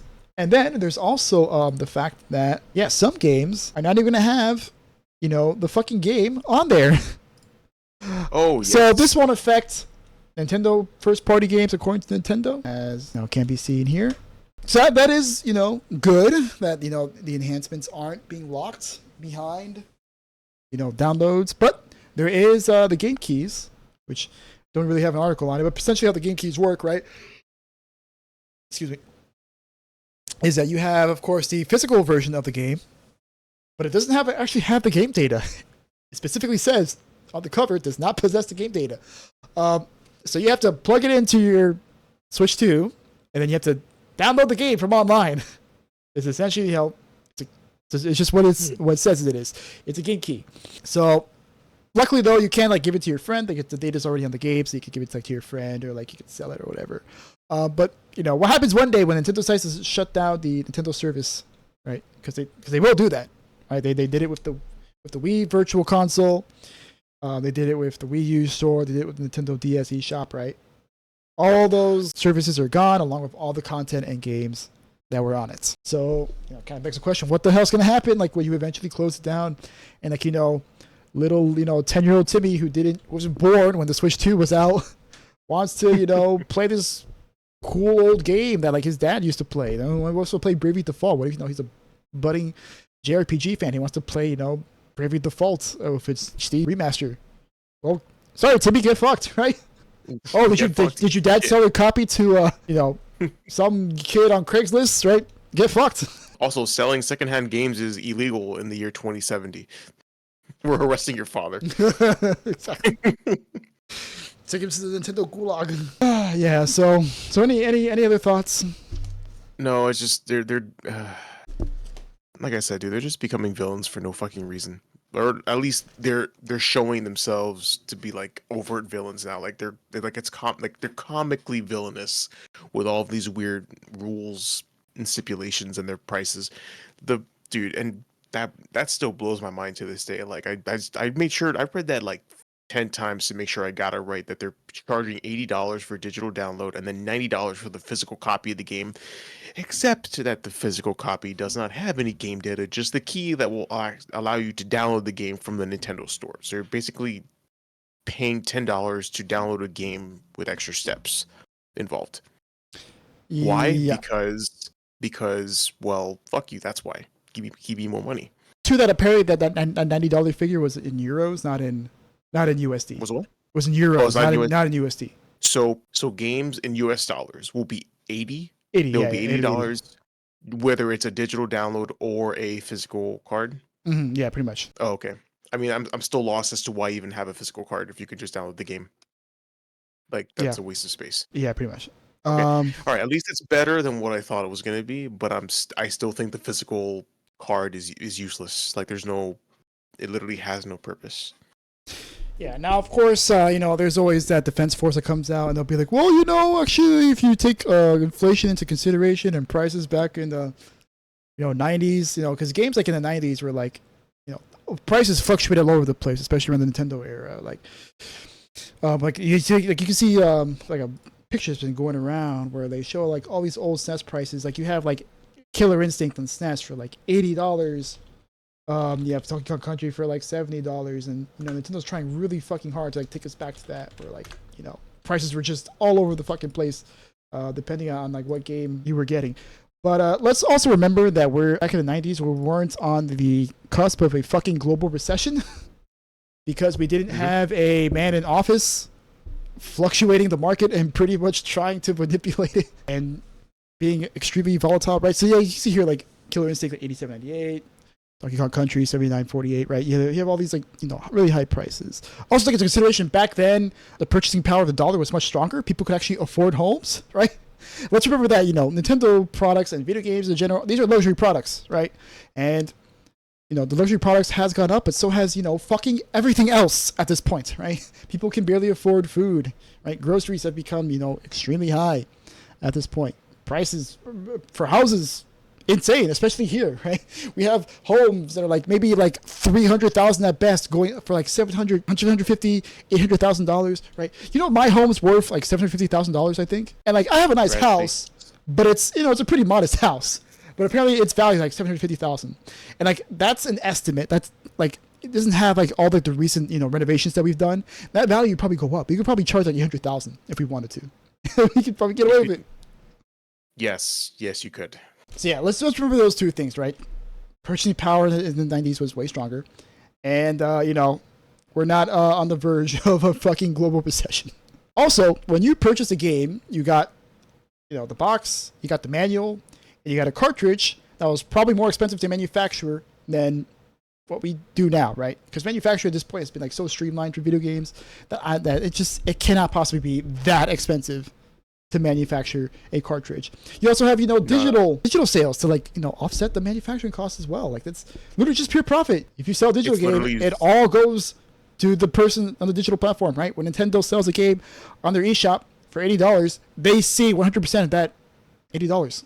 It literally costs $0 nowadays to distribute games because of groundbreaking software like Steam. Like the idea of digital distribution of goods is an excellent idea because after all, they always complain about, the manufacturing costs of the physical cartridge and this and that, blah, blah, blah, blah, blah. Okay, well now you have no excuse. You're literally just charging money because you wanted to make billions instead of millions. And now your greed is showing yet again. Yeah, well, in the case of Steam, they do take a 30%. I think they changed it, but it used to be like 30% for a long time. But still, like you don't have to pay, to build a CD and stuff. Like all you do is just you take a 30% hit before you had to make the CDs, and then you took the the manufacturing costs plus the retail costs. Now it's just the retail costs effectively. Yeah. But to be fair, like Steam takes 30%, but they handle everything for you. Like you distribute on their platform and that's it.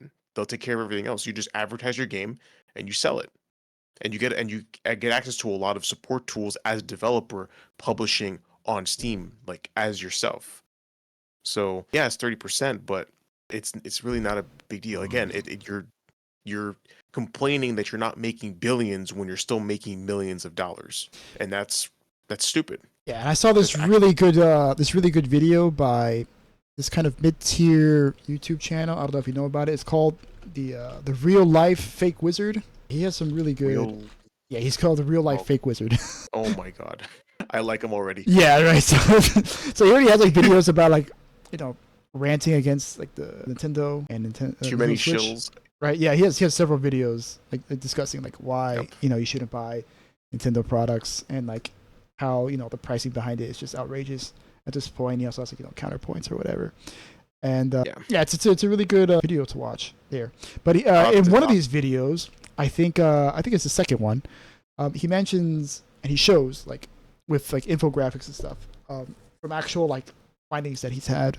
Nintendo is number 9 in the top rankings companies in Japan. They're literally in the top 10 for the highest, most profitable, richest companies in Japan. Interesting. And they made reported, I think, this past fiscal year, $3 billion in profit. $3 billion in profit, right? So clearly Nintendo is not hurting. It's disappointing, but I'm not surprised. There's nothing to say. Again, my argument still stands.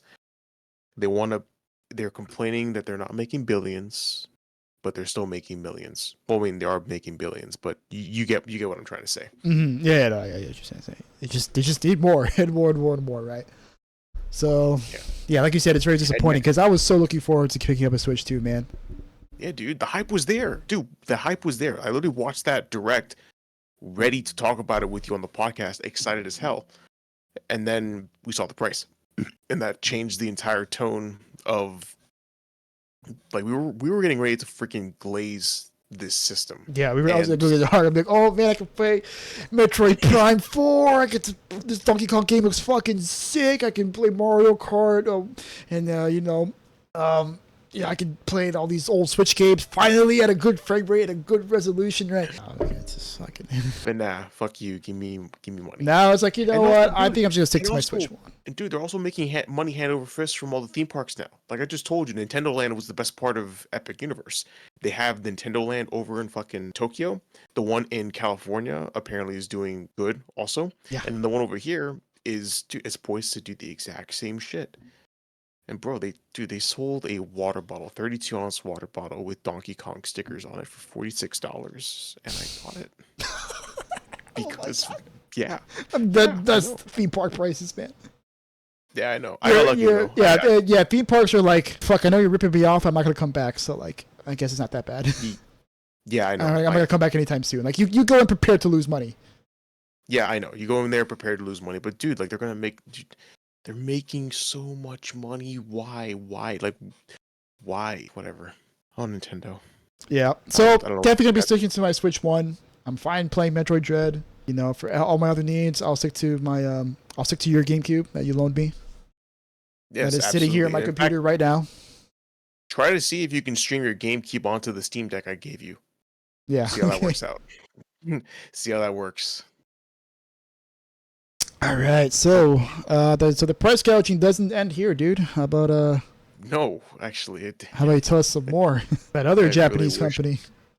I really wish I didn't. At least Nintendo disappoints us. This company just infuriates us. But in any case, well, I'm disappointed. I'm disappointed in this part because I've been team this company for a while. What? Nah. Honestly, I haven't liked Sony for a while. I mean, you also haven't played a Sony in a while either. Yes. Yeah. Exactly. What was the last one? PS2? No, PS4. You had a PS4? Oh, okay. Yeah. I got the PS4. But you didn't have a PS3. No, I did not get the PS3. See, I had a PS3. I've had every console up to this point. But I digress. You were saying, sorry. I digress, yes. Anyway, in an article from Game Informer, oh my god, how exciting. Sony raises the prices of the PlayStation 5 in Europe, Australia, New Zealand, and more. But wait, there's more. So this article was reported on April 14th by Charles Hardy. An announcement was made on the PlayStation blog that the PS5 will be increasing its price in Europe, Australia, New Zealand, the Middle East, and Africa, citing what they call a challenging economic environment, including high inflation and fluctuating exchange rates. Funny enough, it didn't say that it increased the price in the Americas, because I think they saw how pissed we were about Nintendo, and they did not want to catch that smoke. Yeah. Well, I mean, America's the main market for Sony at this point. So, they don't want to lose the market here. Just like how in Japan, Nintendo, that's their main market, and they, have a region-locked console for Japan that's $350, which I forgot to mention that until now. It's like $350 or the equivalent of like $350 in USD. And And that's because, the yen is so weak because Japan's been doing so terrible for the past few years. yeah, And they they don't want to really lose that have. market. But still, like, why? Like, you're cheaper because it only speaks one language. That's stupid. But anyway, in any case, so the price was actually set in stone on April 14th.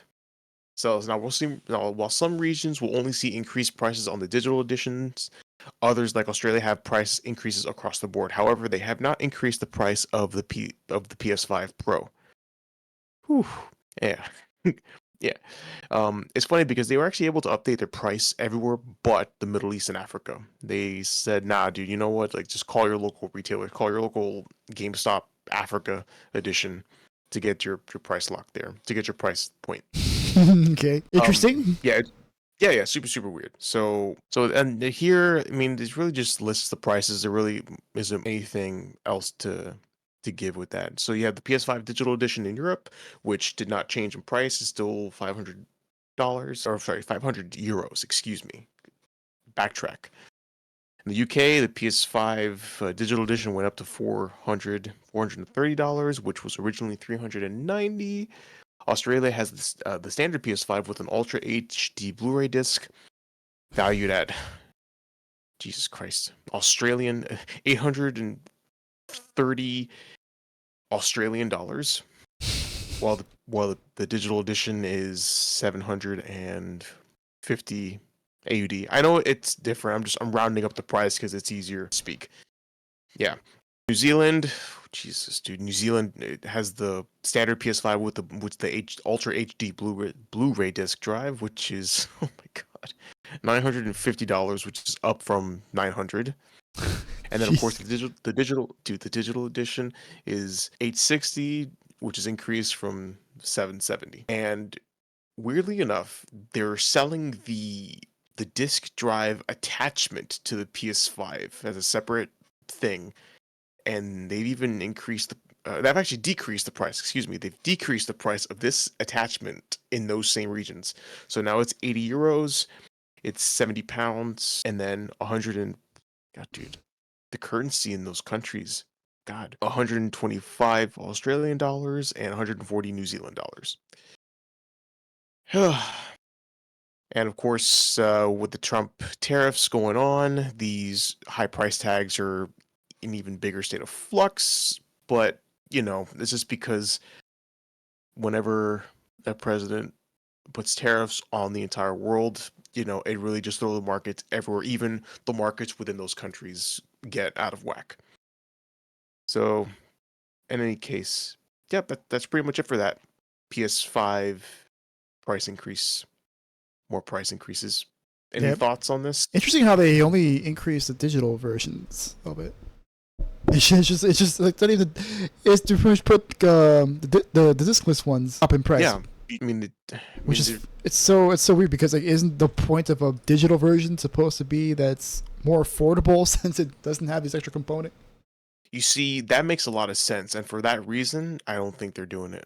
For that reason, they're increasing the price of the digital version, which is supposed to be the economic version. Yeah, because you see, since we can't use the excuse that we're manufacturing CDs anymore, we just have to come out and just say, hey, listen, we're just going to jack up the price because we want to squeeze you. We want to, we want to fleece you for more money. And that's why we are increasing the price. We're not even going to give you a bullshit economic reason. We're just going to come out and say it. We're charging you more because we can. Because challenging economic. Well, who do you think's a challenged one here, buddy? I don't know about you, but I think I'm a little more challenged than Sony economically. They really are. We really are, especially these other countries. We have it. We're having it pretty rough here, but it's always 10 times worse everywhere else as well. So high inflation and fluctuating exchange rates. Give me a fucking break. Like, we know they're greedy, so they really can't. They can't say anything to us. We know it's bullshit. They're just lucky that they have a convenient excuse to lay out. Ever tell you how much I hate the fucking PS5? I hate this generation of consoles so much, man. Oh my god, it's such a dumpster fire. Dude, it's a Final Fantasy machine. It's a Final Fantasy machine and a Spider-Man machine. That's it. That's all. You know what, dude? Steam share the Final Fantasy Rebirth off my library and play it on your Beast, and you tell me, is it worth it to get another console again? I mean, since Final Fantasy Part 3 is already confirmed in multi-platform, no, not really. Oh, look at that. Sony actually did something good for you and made it easy. Yeah, Made it easy for you. I mean, it doesn't matter because you already bought their console. So, I mean, unless they're going to make it on like the PS6, then it'll probably be a simultaneous release. Okay, then. But again, it doesn't matter because you already bought the PS5. Yeah, but then they're going to bring out that fucking Bloodborne remake. Like, fuck! Fuck you, Sony! They wouldn't dare. If they haven't done it yet, I don't think they'll ever do it. Well, I mean, who knows now, because they got Blue Point off that stupid fucking God of War live service. Oh, I'll never stop. I'll never not hate that. God damn it. Fuck you, Jim Ryan. Dude, the mismanagement is fucking insane. It is absolute insanity how... Oh, my God. Yeah. Anyway. Yeah, that's all I got. Yeah, we talk about more Sony live service pretty soon. Don't worry. I'm sure they will show up in future episodes. No. This very episode we will be talking about it. It's just a few stories. Oh, that's right. Yes. Before we talk about them, let's talk about another studio here. Really cool studio by the name of Toys for Bob. And for those of you who don't know, Toys for Bob is the BAB is a former Activision studio that was under the umbrella of Activision Blizzard, and they used to be working pretty much in the Call of Duty salt mines before they got able to pull themselves out of the mines long enough to make Spyro, the Insane Trilogy, which was the remastered. Oh shit! Of course. Okay. Cool. I forgot to do that. Okay. Whatever. We'll just talk about how great it is. So, they had the Spyro Reignited trilogy, which is they pretty much remade the Spyro games. They also did the Crash Insane Trilogy, which was also like a remake of the original Crash Bandicoot games, and they also made Crash 4, which was a direct sequel to the Crash Bandicoot games, and they were all really good games that really captured the nostalgia of the mascot platformer era that you and I both grew up with for a long time. And it seems like there is another mascot that they have their eyes on, and that is Banjo. So, in an interview with Canadian Guy I'm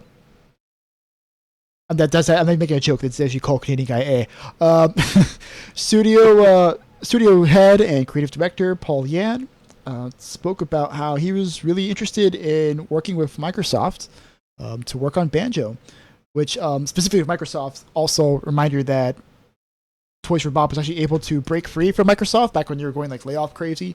So they are now officially an independent studio, but they do have a partnership with Microsoft, and they are working on something which is rumored to be a Spyro 4. But specifically on the topic of Banjo, he says, one company we'd like to work with is one we're already working with, Team Xbox. They've been a great partner. They also have a very interesting roster of characters that Toys for Bob could have a lot of fun with. The Honey Bear is the first one that comes to mind. I think we can all agree Banjo's been hibernation long enough, right? And to that, I gotta say, absolutely, sir. Yes, please. Please, I would love nothing more than to get another Banjo game. Banjo-Kazooie, Banjo-Tooie are both amazing games that I absolutely loved. They were so charming games with really great platforming, really fun mini games that you could do, fun writing. Please, bring it to us, especially after we got the not so great Banjo-Kazooie Nuts and Bolts. I don't know if you remember that, but it was pretty much Tears of the Kingdom. Yeah, it was pretty much Tears of the Kingdom before Tears of the Kingdom, because it was like, oh, let's get our 3D platformer mascot and let's have him make Legos. Yes, that's what people want, right? We want to make fucking Legos with our mascot platformer. So, any thoughts on this? Well, I think it's a good idea to start reviving these old IPs because a lot of them are just sitting there ripe for the taking. People have been wanting them, so I think this will be a good. This will be a good cascading event because they brought Spyro back and did a good job. Now, Banjo Kazooie could be the next one, and then maybe they'll start bringing back other IPs as well. Yeah, just bring back a bunch of cool rare shit, right? Because we already have, we have Perfect Dark that's been in development. Apparently it's been in development hell for a while though. Yeah. Yeah, so we'll have to see what's going on with that. But with Rare pretty much being busy with Sea of Thieves, which I know like at this point like it's a very good game. It's really come up. But I remember like when it first came out, that shit was a meme. Like people would call it Sea of Thieves because the game was so unfinished and so had such little content, was so buggy. It's really come around, but it's not really a secret that Rare isn't the Rare that we grew up with in the 90s and early 2000s, right? Most of those people, or pretty much all of them practically, like who made all those games that we loved in the 90s and early 2000s, they're all gone.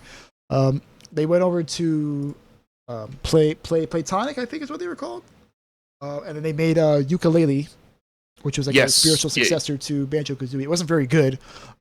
No, it wasn't. No, unfortunately, it wasn't very good. There was a 2D version though that was good. Apparently, they did a 2D platform, and since then they've been like in the publishing business as well. I think they actually have one like really cool game. Oh yeah, this game. Yeah, fuck this game. This game was such a fucking letdown. My god. Yeah, this is Banjo Kazooie Nuts and Bolts. Yeah, I have no idea what possessed them to think that let's put Legos in our Banjo game. Like, yeah, to this day I'm still baffled by it, and I don't even know why I asked for it for Christmas. I knew I was gonna be disappointed. But I was just hoping for something. It's really gray. I guess this is a level. Also, remember, it's a 360 game, bro. 360 that era was like all gray brown shit. It was actually the most colorful era. Yeah, I know, but still, it's just so weird because that's Banjo Kazooie is a colorful game. I mean, if you pull up side by sides, I mean, you could see it. And of course, yeah, there's Ukulele. Yeah, Platonic here. It was Platonic, okay. Yes, they are called Platonic. I am not crazy. Demon Ties and Demon Turf, yes. Okay. Oh, look. Yuka Replay coming out for the Nintendo Switch to be announced. Oh boy, I wonder how much that'll cost. Can't wait to spend $70 for a game that's not even on the cartridge. And not even worth 60. Allegedly, apparently. I've never played Ukulele. Yeah, so I'm really going off of opinions of other people that have played it. So any thoughts on this? I mean, did you ever play Banjo? No, I never played Banjo. The only Rare game I played was You played Donkey Kong 64? Yeah, Donkey Kong 64. I'm just trying to think of other ones. And you said Perfect Dark was a Rare title? Yeah. Really? Then that one I've played as well. GoldenEye? Perfect Dark. Oh, of course. Okay. No, because it's so weird. Because when I think Rare, I think of those three platformers with all the colors, like Donkey Kong 64 and Banjo Kazooie. I never would think like first person shooters with mature themes and like spy thrillers and shit. Yeah, they also did cool. Donkey Kong Country. Oh yeah, they did. Yes, the original ones, not the newer ones. They did the original Donkey Kong Countries. They did Killer Instinct. That one I haven't played. A little bit of it. It's fun. And then outside of that, I can't really remember too much. But that's like the big ones, right? Donkey Kong, Conker's another one. Conker's a funny game. Yes. Have you played Conker? Yeah. No, but I've seen the videos. It's such a funny game. Like that was them being like, we're kind of tired of like making these cutesy ass games. Let's just make a sex comedy, pretty much. That's what it is. It's pretty much a sex comedy. They pretty much made a platformer into a sex comedy. They got a freaking bee fucking a sunflower. It was a great gag. A big tittied sunflower. Just ginormous bazongas. Why a flower needs bazongas? I don't fucking know. But it's funny. So yeah, here's hoping. Nature, that's why. So yeah, here's hoping that they make a Banjo game soon. Here's hoping that the rumored game is actually a Spyro 4, because I personally would love a new Spyro game. That is from Twitch for Bob, not Platonic. Well, Yeah. all right, so wanna tell us about our next story? Absolutely. And this one's kind of a weird one, to be honest. Yeah. Well, this one, it kind of came and went, but it's, it just, it honestly, I think it's hilarious. So, that game that we were playing, the Walter White Simulator, Schedule One. Mm-hmm. So, so this game came out at the beginning of April. On I don't know, I want to say April 1st, but it could be wrong. But it gained mass acclaim. Like, this game was everywhere. And then a couple days afterwards, a story broke from Insider Gaming that Schedule One was apparently being investigated for IP copyright infringement claims. Oh, really now? Oh yeah, I know. So, so the publisher there's some other games on Steam that are literally called Drug Dealer Simulator 1 and 2. There's two of them. The publisher, so the game is actually made by Byte Runners, and it's published by Movie Games SA. I don't know what the SA stands for. Don't ask, but they're the publisher. Now, on April 4th, it was shown that they were actually prompting a full investigation into the game to look into what they thought was possible copyright infringement, and specifically when it came to the game's plot, mechanics, as well as the UI dealing with it. And you can even see here, if we keep scrolling down, the legal document mentions in quote potential infringement of the issuer's intellectual property rights and activities that may bear the characteristics of unfair competition have been identified. Now, Is this it's fucking funny Polish? because Hold on.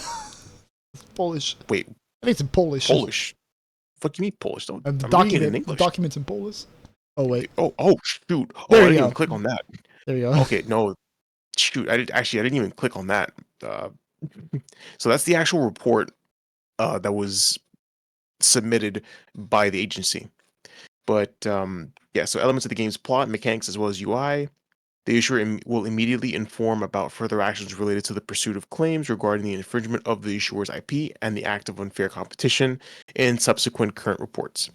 Now, when this actually broke, and it caused a massive uproar because people were pissed that a game that is doing really, really well, funny enough, just happens to get sued for copyright infringement. Well, not sued, but investigated for maybe Yeah, possible legal action. So that's the thing. People picked up the story and they ran with it, and they assumed that it was a lawsuit, but of course, they came out later and said that it wasn't. But I'm getting ahead of myself. So they so an article. So as we know, with Uber fans of a game, they go and they review bomb the competitor, and this caused a major uproar, and it caused players to flood to Drug Dealer Simulator 1 and 2 on their Steam pages and give it negative reviews. And this caused it caused the publisher Movie Games to actually put out a statement stating that there is no lawsuit. It was merely what they call a preliminary analysis that indicated that it was possible infringement. So what happened was they had an independent legal analyst. Let me see if I can find it. Oh, wait, actually, this quote's pretty funny. From the Gamer article that states the game is so bad that they had to sue another game by a solo dev that did the concept 10 times better. So, but they did update this article as of the 8th, and as you can see, that they've confirmed that there is no lawsuit. They had no intention of preventing TVGS, which is Tyler's Video Game Studio, which is the name of the developer of the game, which is being developed by Tyler. Shocker. And they only meant to say that there was an investigation into the nature of the similarities, since there was like I said, a preliminary legal analysis that indicated that there might have been infringement. So they had hired an independent legal advisor that did an analysis, and the legal counsel said, "Hey, listen, these games look pretty similar. They're, this is worth looking into to see if there is any form of copyright infringement." So the thing is, they also go to say that this is standard procedure, as publishers have a legal obligation to investigate potential IP infringements. If not, they could be sued for negligence by their shareholders. But of course, it just looked really weird. Even weirder was that actually, where did I put that? Oh, I don't think actually. So I didn't have this article posted, but I did read a um a post by the actual developers, Byte Runners, and they claimed that they had no idea that the publisher was conducting this investigation, and they were stressing first and foremost that they had no ill intent toward the developer, that they even sent them like a congratulatory message and a good luck to the game and whatnot. So it seemed like a pretty open and shut case. Someone was poking around to see what was going on. Community got mad and they went into damage control immediately. But honestly, it's really more about the optics of the situation and how not good it looks. Because no one heard of, at least I haven't. Did you ever hear about Drug Deal Simulator No. 1 and 2? Yeah, exactly. I never knew that game existed, either one. And then Schedule 1 comes. That one I have heard. And so you have this game that has sort of the same concept, and then you have a competitor that comes in one day and just blows it out of the water. So of course people are like, "Oh, they're jealous." Essentially, what that Steam review said. So, and people were pretty upset about this, especially on the heels of what's happening to Power World with Nintendo, where they're taking an IP that looks similar and they're suing the hell out of it. I mean, obviously, it's a different situation with the patents, with Nintendo retroactively filing patents to then use those patents against Power World. But in this case, the publishers, they did an about face, and honestly, it kind of costed them some PR with the gaming community. Uh, any thoughts on it's just weird. on this? That's all. No, it's just super fucking weird. weird. Like some lawyers just looked at it and be like, "Oh, these drug might be games some- are kind of similar. They're both in first person." Yeah, dude. And we own drug games. Like, it's just weird. All around. No, it is weird. It's super strange, especially since it wasn't even members of their own legal department. It was an independent person that filed a report with them and be like, "Hey, listen, there may be something here if you guys want to take a look at it."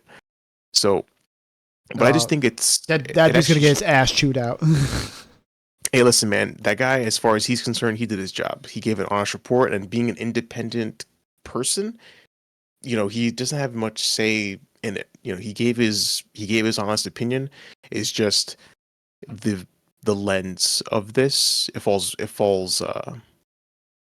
bad on the publisher. Now, if we were giving the benefit of the doubt, I think that the poor optics was just unfortunate, considering that they have the less popular game, and it shows them trying to go after another developer.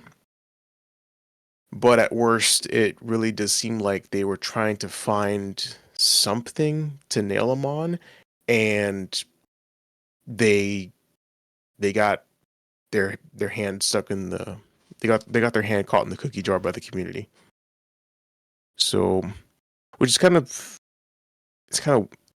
weird, because it shows people don't take kindly to you trying to sue your competitor over IP copyright infringement. Again, with the whole thing happening with Power World and Nintendo, people are very, very upset with what they consider shady business practices, which has been running rampant recently. Well, not running rampant, but it's been coming to the limelight a lot more often. So I think the gaming community as a whole is kind of frothing at the mouth to try and jump on any developers or publishers that are deemed uncompetitive or greedy or scummy. You know what I mean? Or all of the above. Yeah, or all the above, exactly. So, again, weird story, but it kind of had a happy ending. They said that there is no lawsuit, and they were just doing their due diligence, for their stockholders, and that they wish Schedule One really, really well. And I'm sure they're doing well. They don't gotta wish them anything. They're doing just fine. Yeah, you know what might not do so well. Please tell me what might not do so well. Yeah, so what might not do so well is Bungie's new future game is Marathon, which was recently revealed about a week or so back. Here we go. Yeah, so Bungie, their new extraction shooter / live service game has been revealed, and it was revealed about 10 days ago. But we knew about this as of last year. They believe that it was part of some kind of Sony state of play. But it was sometime last year where it was first revealed, and they confirmed then that it was going to be extraction shooter of some kind. Oh. And, there's a collective groan heard around the world when that was announced, because it was like, damn, really, do we really need another one of these? And it seems like, yeah, that groaning is continuing to this day, because it's not really something that like you would expect from Bungie, and it's something you expect from Marathon, right? So for those of you who don't know, Marathon is actually one of the first games that Bungie actually worked on. It was kind of Halo before Halo. Like it had a lot of very similarities to it. It's something I actually played back during the Xbox Live Arcade days. This is actually available on Xbox Live Arcade, and you can actually get this game for free on Steam, both games. But there's actually a trilogy of them, and it has a lot of similarities with Halo. Like you start off like on a ship. You're like this mysterious like soldier, and like you have to work like with an AI, just like like Cortana, right? And you have to fight like another AI, like in Halo, and you have to go around, you shoot a bunch of aliens that are like trying to like wipe out humanity stuff. So definitely very Halo coded, right? This is probably the prototypical to Halo game. And the reason why like you don't know about it is because this game only came out on Macs or Apple computers during the 90s. Yes. So like that's probably why like no one really knows about it. But as you can see, like it's pretty much like a Doom style game. Yep. Just like a very emphasis on like narrative and stuff and like lore. But now it is a extraction shooter. Which it's just weird. Of course, it is yet another live service, which is part of Sony's live service initiative. Though I'm sure like with Bungie being the way they are now, they probably would have made it live service anyways. But everyone's kind of ho-hum about it, because like the art style looks kind of cool, but the gameplay itself is like, this looks kind of basic. Like it looks kind of like any other, we've seen it before. Like we've seen this before, and like they also had like a reveal event where like they showed off the game itself. Let me see if I can find that. And they were like, it was kind of like weird because it came off as like self-flating, or they were like kind of, pumping themselves up, and they were like talking about the game like it was like already out, and they were like so proud of something that hasn't even come out yet. Let me see if I can find it real quick. But yeah, like the collective consensus is mixed at best. Like you have a lot of people being like, do we really need this, right? Like a lot of people are like kind of let down. And they're right. Do we? I mean. Yeah, because people are like kind of let down that like we're having another live service shooter game, and it's another extraction shooter. We can kind of we've been getting a lot of these games lately. We already have Escape from Tarkov, and we already have Hunt Showdown. You have Dark and Darker, I think it's like the medieval themed one, right? And then alongside comes this game, Marathon, right, which is sci-fi extraction shooter. And Yeah, this is the actual reveal event. Like they actually had, like press and like actual like pro streamers, like FPS streamers, come on like show off the game. And really, like the thing about it is like their whole thing is like they have like PvE stuff. So like you can have like you can shoot like there's like PvE bots that like roam around the area, and like there's actually like an actual hazard like to deal with alongside the players as well. But at least according to like Skill Up on his video, like he says like yeah, like you spend most of the time actually fighting the PvE bots. Like you really don't engage with other players in there. So I guess it's like them trying to make the game a bit more accessible, but that's kind of antithetical to like how you'd engage with an extraction shooter, where like the whole thing about extraction shooters is that you're supposed to fight with players over loot. And the thing is like if you die, then like you lose all of your loot, like you lose all the loot that you carried with you. But then like if you succeed, you get to like leave the area with all the loot you get, and then you can like go to like another area, like a area of like higher difficulty, like better loot, and then just keep going up and up from there. Also, like it's like a character shooter game. Also, like kind of like Overwatch or like Apex, or like all the characters have like their own like abilities and stuff. And so it's like another one of these. Right? You have more like character themed shooters. Yeah, so like you got stories like Vice being like, I'm not really sure like where they are really going with this.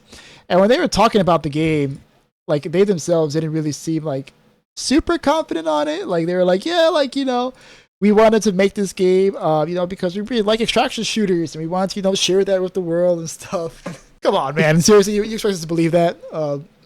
This game has been kind of languishing for a while. But on the upside, before I get into like the upside on it, you have any thoughts? I mean, not really, dude. And it's funny because Marathon is actually, I think, Bungie's first ever game that they've made.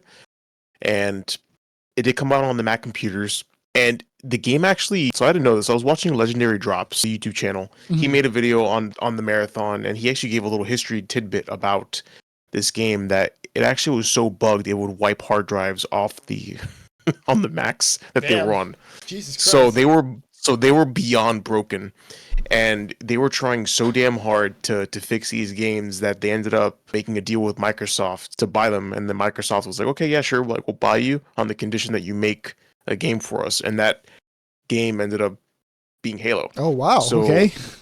So this game was simultaneously like their biggest fuck up and then their key to success, because it the golden ticket. Yeah, it was the golden ticket. So it's interesting to see that like them come full circle for a game like this. That's a little tidbit. I would look up Legendary Drops video on it. He gives more detail. But this game is it's like their original IP, so it's it's a huge deal. It's like, oh yeah, it's a return to roots, and how often have we heard that shit? So, but it's a return to roots with an overplayed genre that really has become old. It's become so old, in fact, that, like you said, collective groans heard around the world. Yeah, it's so weird they decided to go with this, because, like, who are they trying to appeal to in this case? It's like, okay, you have Destiny players, right? But Destiny, it's a PvE-focused looter shooter game, or, you got these people who've been playing for, 8 years, and they have this, they still have that revolver they got from like 6 years ago collecting digital dust in their vault, right? But God be damned, right? If you take that loot away from them, like if they die, or like if at the end of a season, like they do like a loot wipe, which is what they say they're going to do. They're going to do that at the end of each season. Like there's going to be a loot wipe, so that way everyone's on an even field every new season. And then you got more casual shooting fans, right? They're not going to want to play a game where like they just lose all their shit because some jackass was hiding in the corner for like 3 hours with a shotgun waiting for him to come by. I mean, that's me, right? I don't want to lose all my shit just because, again, some jackass just sitting in the corner. And then, and then you got like PvP people who are like, well, I already have my game. Like, I already have, my Call of Duty, my Fortnite, my Warzone, my whatever, right? They're probably not going to be too interested in playing this, like especially like season after season after season when they're already playing their live service PvP game. And you got extraction shooter fans who are like, well, what does this do versus what I already play? Like Hunt Showdown has cool cowboy setting and has the emphasis on like stealth and the really high like tension where like the game's about like trying to like hunt down these bosses before the enemy teams get to it, and then extracting like with their essence. That way you can like level up your character and stuff. And then you have Dark and Darker, which is like a dark fantasy, it's a dark fantasy medieval setting that's very unique, and it's emphasis on like, melee fighting, and you can pick classes like wizards and like clerics, like all these D&D stuff like that has that. And then you have Escape from Tarkov, which is like, the OG extraction shooter, right? So obviously, it's going to have a strong player base after that. So it's like, well, what are you left with at this point? And then on top of that, it's going to be a priced game. It's not going to be free to play. Which is also like another okay, what are we doing here, right? So like you need as many people as possible to play, but you have like other stiff competition, and you don't want to make it free to play. Yeah, dude. No, it is. So it's gonna be priced with plus the microtransactions that will be in the game. Like, don't even try to front. So there's gonna be microtransactions. There's gonna be a battle pass. Yeah, so like, it's not even gonna be the standard free to play but microtransaction model that we've grown accustomed to with live service games. So a lot of people are they have question marks about it, and I guess question marks are better than outright hatred for this game. But still, like, in this day and age where games are getting more expensive, and games are getting more expensive with what we know we're getting. And now we're gonna get an expensive game where we don't even know what the hell we're gonna get. The only thing we know is extraction shooter, overblown, oversaturated genre that we're kind of sick and tired of already. And that's not a good start. Game's already out yet, and the important thing is nobody is looking forward to this game. Nobody. Like, they're just wondering, like, I don't know what this is gonna be. Yeah, and this is coming out very soon. It's coming out in September. So like, oh shit, it's not too far away. It's coming out the same, I think, the 23rd, which is the same day Borderlands 4 comes out. Yeah, that's even more. Yeah. That's some more competition right there. And that's a fully featured packaged game. And like, say what you will about Borderlands and Randy, but those Borderlands games they're complete packages, right? You get a good 30-40 hour long game that's pretty fun, and lots of replayability, and we'll get a lot of support over a long period of time, right? And then you got this game, which is like, okay, it's like, it's an extraction shooter. It doesn't really do anything all that different from all the other extraction shooters, outside of just we got characters now, like Apex or like Overwatch. So it's people are not excited for this. I'm not excited for it, and I don't think that's good starting off. And also considering that Bungie's financial situation is precarious. I know we haven't covered them in a while, but we still haven't. Yeah, they need this to be a big hit. Yeah, they need this to be a big hit. Because even and also what? What are you gonna say? No, I was gonna say not just them, but Sony as well. Because remember, they're still waiting for that return on investment from buying Bungie that they haven't really had yet. And I know people will say Destiny was good, but they've been faltering as of late. So, and of course, you have the Concorde-shaped hole. Oh, that $200 million hole. Oh, yep. And then all those live service cancellations, and so like pretty much things are hinging on Marathon and Fair Games and fucking else. payday ripoff. But I'll be honest with you, dude. I think the God of War live service game might have saved Sony. Oh God, don't say that. Don't you dare. Watch, some executive is gonna come out later, like after Sony goes bankrupt, and be like, I had hopes for that God of War live service game. I think that was the best shot we had at revolutionizing the industry of blah blah blah. I'm kidding. They said that about Concorde. I'm not gonna say that about the God of War live service. Yes, Concorde was their Star Wars, supposedly. I want to. Wow. Incredible. It's amazing how two people that live on Earth can actually exist in two completely different worlds mentally. It's insane. And that guy has access to billions of dollars. Whoever greenlit Concorde. Well, millions, not billions. Yeah, well, it's funny that you say that, we're not really sure what kind of game like we're getting with Marathon, right? Because it seems like even Bungie themselves aren't really sure, because they admitted like on stream that like, yeah, like, like we have like a story and lore, but like we haven't really finished writing the narrative out. So like, now granted, these aren't very, narrative focused games, but like, No, not at all. When you say something like that, it's like, okay. And then you also learn about like how the game has been like languishing in development hell for a long time. It's like, man, like you guys really didn't have a plan with this, huh? No, I think, you're just winging it. I really, well, it really does also seem like that they're trying to appease a lot of different people from a lot of different, genres. Like they're trying to make an extraction shooter work with PvP elements. And I think it's going to be a classic situation of they're trying to appease everybody. And in the process, they're going to appease no one. And you're going to have a dead game on arrival. So we'll have to see with them. But, on the upside, it will not require a PSN account at least. And interestingly, it's going to be on PC and Xbox. So, they're casting a wide net here, but I mean, you got to pay $40 to hop on that net. That might be what helped.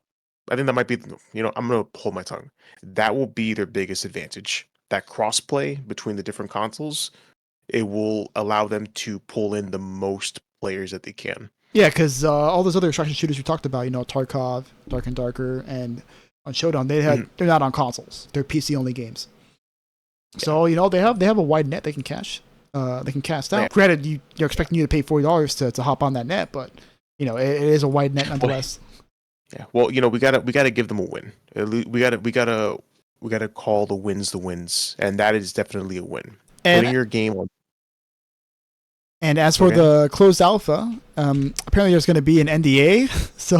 But they said they walked back on that after the mixed reception that they got from the gameplay reveals. And apparently, like if you're in the closed alpha, you can actually openly talk about the game. So they kind of did this as a bit of a PR move to show, like, hey, we're good guys, right? And it could work, right? Depending on like how well the alpha goes, if it leaves a good impression on those who do test it out. But this could also backfire as well, like They need trash about this. I think they need people to. They need to get a lot of people on the alpha as much as they can. Well, it's a closed alpha, so it'll be invitation only. But I imagine they'll do like a beta pretty soon. Well, what they need to do is kind of like what Deep Rock did with Rogue Core, and just put on a link on Steam where you can click to request access. Especially if you're that serious about getting PC players involved, because dude, let me tell you, like the majority of FPS players play on computer, so you want them to get a good chunk of the alpha keys, and don't get stingy either. Like fucking put out as many keys as you can. The more people that play the game, the more feedback you can get. Yeah, and also definitely. You can test your servers out. You could test your servers out so that they work on launch, please. Yeah, well, I mean, the best thing about this, so like, there's like one shining star in all this, and that is this cinematic short they made to reveal the game that kind of like gives you like a sense of like the vibes the game is kind of going for, even though like the actual game won't be anything like this, of course.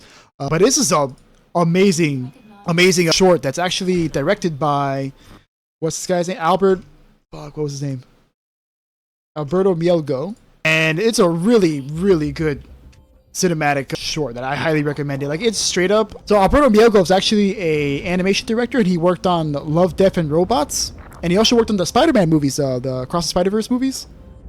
Oh, nice. So this guy has good experience. And he's won some Oscars. So like this guy knows his stuff, right? And this is like as you can see, like it doesn't really show it here, but like it looks kind of like like that Spider-Man like stop frame. Yeah, stop frame animation. Yeah, like that kind of comic-y animation. It kind of has that like at moments here. But like it does a really good job like showing off like the art of this game and the designs. Like it looks really cool visually. It's just, it's an extraction shooter. It's like looking at this like, damn, like why couldn't this be a fucking single player game? Yeah, dude. Because it ends up like telling such a great story here. Like, I mean, obviously they're showing off like extraction shooter elements where like, you're gonna die a lot. Yeah, dude. Or dude, literally just make it like Halo, where it's a campaign, 4-player up to 4-player co-op campaign, and that's it. And they've done it before. Now the cool thing about it is it has like it's like kind of like this narrative hook where like it shows off the planet stuff, and it shows like everyone's like kind of normal, but then like something happens with the space station, it explodes, and like people are like running and panicking, and then a bunch of other people like get sick from something, and it eventually like goes into like this like cosmic horror angle. Like this guy's getting sick, he's throwing up in his suit and shit. And it has like this really kinetic feel. Like you see like the camera like moving all over the place and stuff. Like that's apparently like what Alberto Mielgo likes to do in a lot of his stuff. So it's like such cool vibes, man. It's like, damn, this is such a great like short that just tells such a really cool, interesting story with some really cool visuals, and it just makes me think, damn, like this really should have been this really should have been like a single player game. Yeah, and then like the whole thing, like the whole story about this game is like apparently like these people like all die, but they get like reanimated like on 3D printed into what's called like a runner, and like they're like have to go and scavenge stuff like on the planet.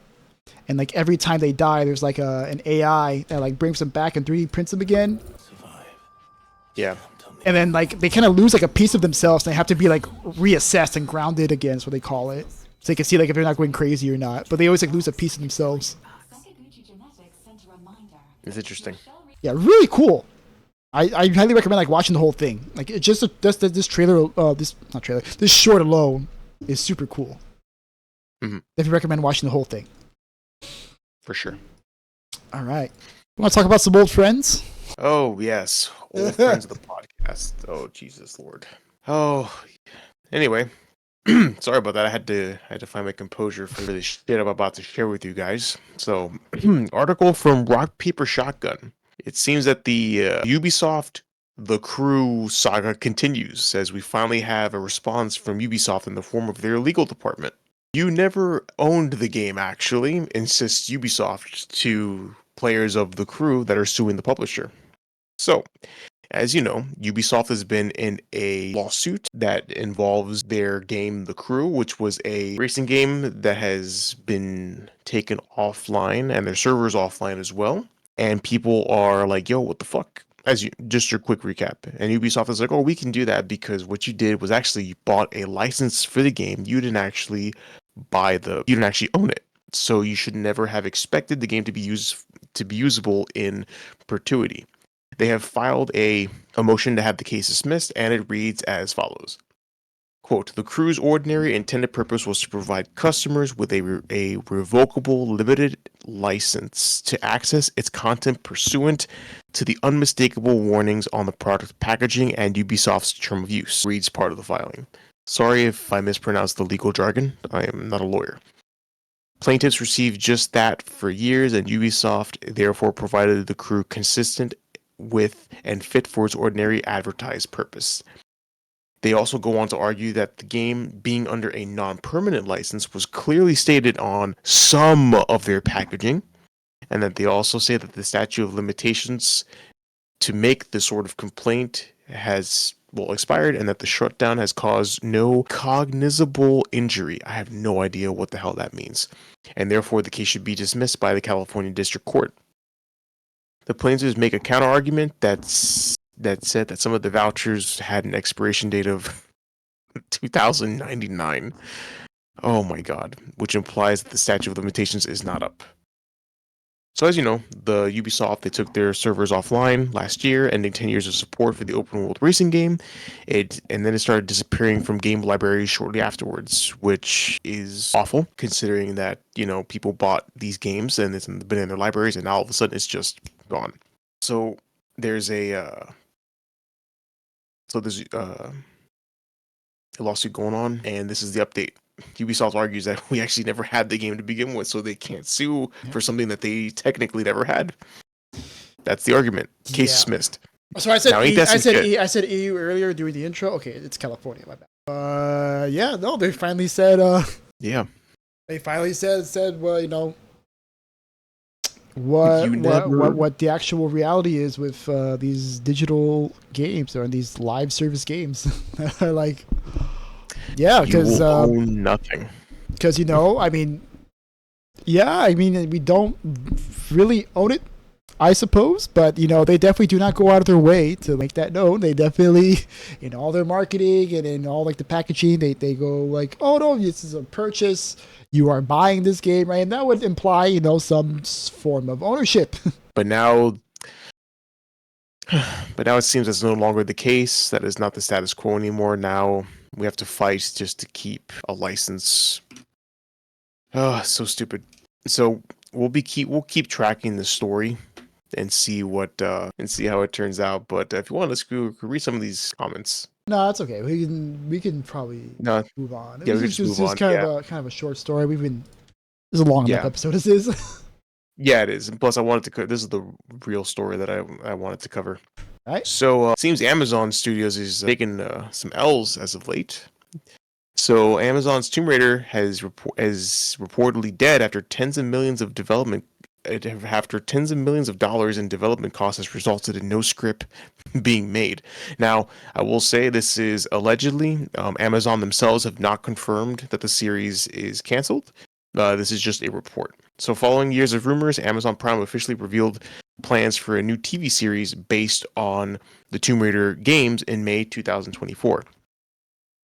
Now, the big hook was that Phoebe Waller-Bridge, who is a known writer and producer, as well as an actor as well on shows like Fleabag and Killing Eve.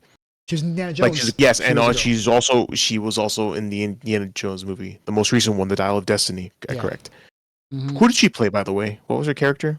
She was a niece. She was no, sorry. She was Indy's goddaughter. Indy's what? Goddaughter. Goddaughter? Okay. Sorry, the mic is still cutting out like at random moments. I have to read your lips like half the time. I don't know why it's happening, but we'll press on. It might peak. But in any Maybe it's peaking. oh, maybe. But in any case, so she was attached to the project as writer and producer, and apparently she is a huge fan of Laura Croft. But now Daily Mail cites a source, which I'll get into. I believe Matthew Baloney wrote an article for Puck, the website, and this is the source for the article, saying that the small screen adventures are not going ahead. With another source saying that the project is just straight dead.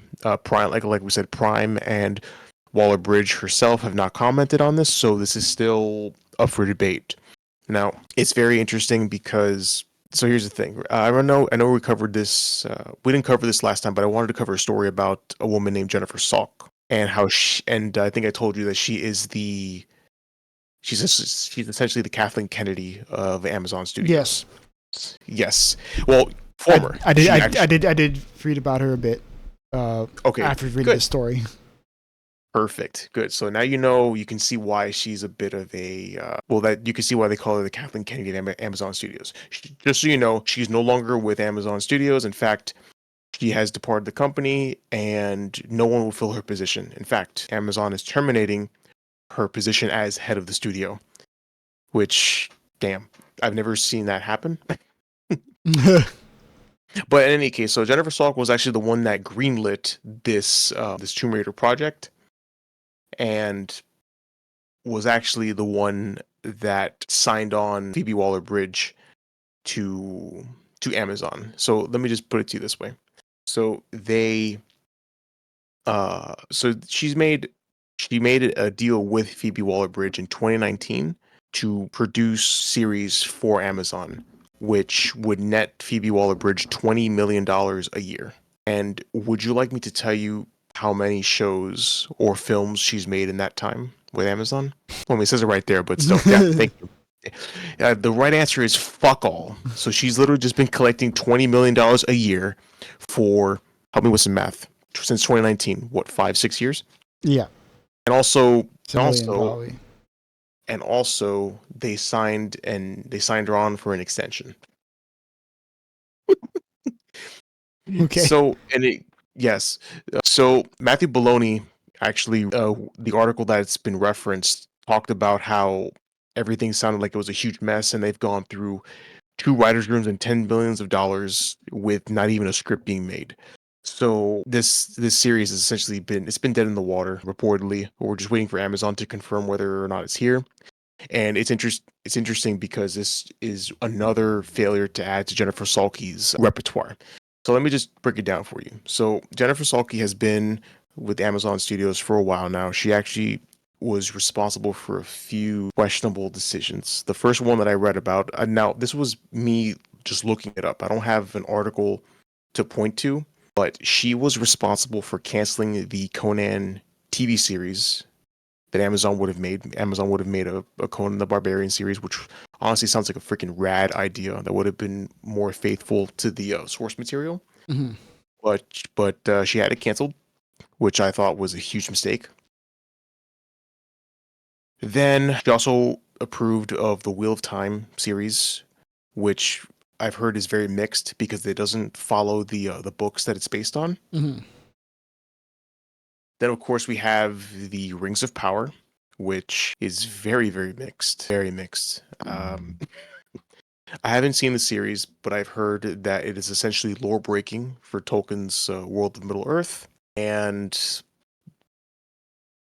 to the point where they actually, I think I told you, they hired a Tolkien scholar to make sure that she followed the source material, and that Tolkien scholar got fired for telling them like, hey, this is nothing like Lord of the Rings, and they just fired him, which is freaking, man, that's a wild thing to do, to fire the dude that's making sure that you're adapting the source material correctly. Then she also approved a deal with the Russo brothers to make a series called The Citadel. Have you heard of it? Yeah, I know I bombed.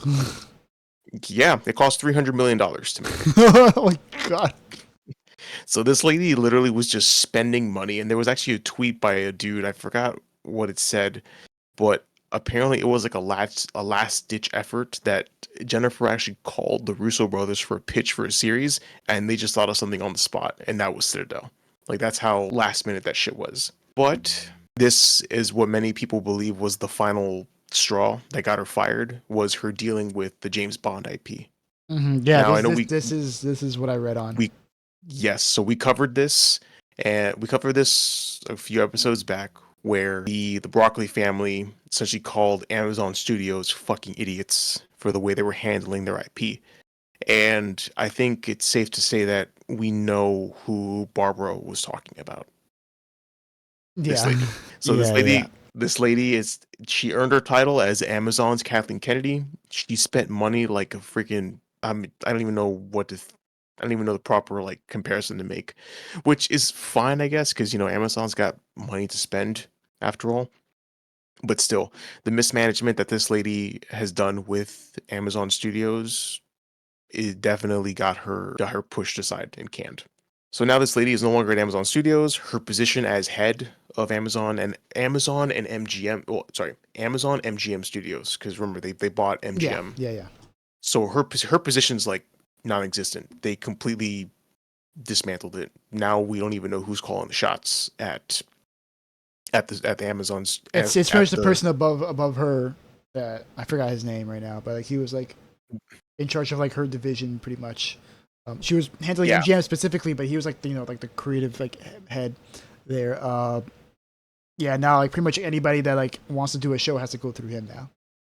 Exactly. So this is this story is pretty small, but it's more of an extension of the greater failure that was Jennifer Salke. Like she was just spending money on shit just because she could. Mm-hmm. But I got to tell you, mishandling well-known IPs is definitely not a good look on you, I would say. And I'm kind of sad because, you guys had access to good IPs with the Tomb Raider series, the Conan series, the Lord of the Rings. That should have been a slam dunk, especially because Jeff Bezos himself said that he wanted his own Game of Thrones for the Amazon streaming platform. And he paid top dollar for the rights to make a Lord of the Rings TV series, and to have it end up as a mixed thing. Like, come on, dude. Like, how do you fuck up that bad? And then you mess up the James Bond negotiations. That the only way that you were able to steal the deal was just throwing obscene amounts of money until Barbara Broccoli was like, you know what, fine, fuck it, take it. Just give me the money and just shut the fuck up. Like, that's the only way the negotiations passed, was you just threw money at it. You didn't convince them of anything. They just wanted you to shut the fuck up. So they took your money. So that's what I read in a while back, like an article about like she was pitching all this stuff to to Barbara, and she wanted a Bond cinematic universe. Yeah, it's like Barbara, and apparently, according to the source, like Barbara was like visibly wincing at like everything she was proposing, and just like. Yeah, there's even reports that I think Moneypenny was supposed to get her own like movie or her own show, and Barbara was like, "What what? What's wrong with you?" What is wrong? Because that's what they do, man. It's just shotgun shit out there. Just fuck it. Just throw it out there. Something will stick. Yeah, dude. No thought dude, into it. No creative integrity. Just fucking. We can make it. Just make it. Yeah, we'll see what sticks. And now it's funny because Disney is doing that right now. I mean, they've been doing it, but now they're making a Darth Maul TV series. Let's not get into Star Wars. Let's just. Okay, sorry. Don't. Sorry. Just.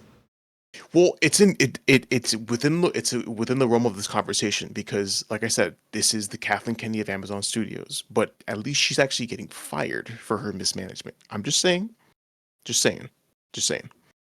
But yeah, Barbara Broccoli was like, wow. So I think the title of fucking idiots was well placed, well deserved. Yeah, is it? All right. Oh shit. Whoops.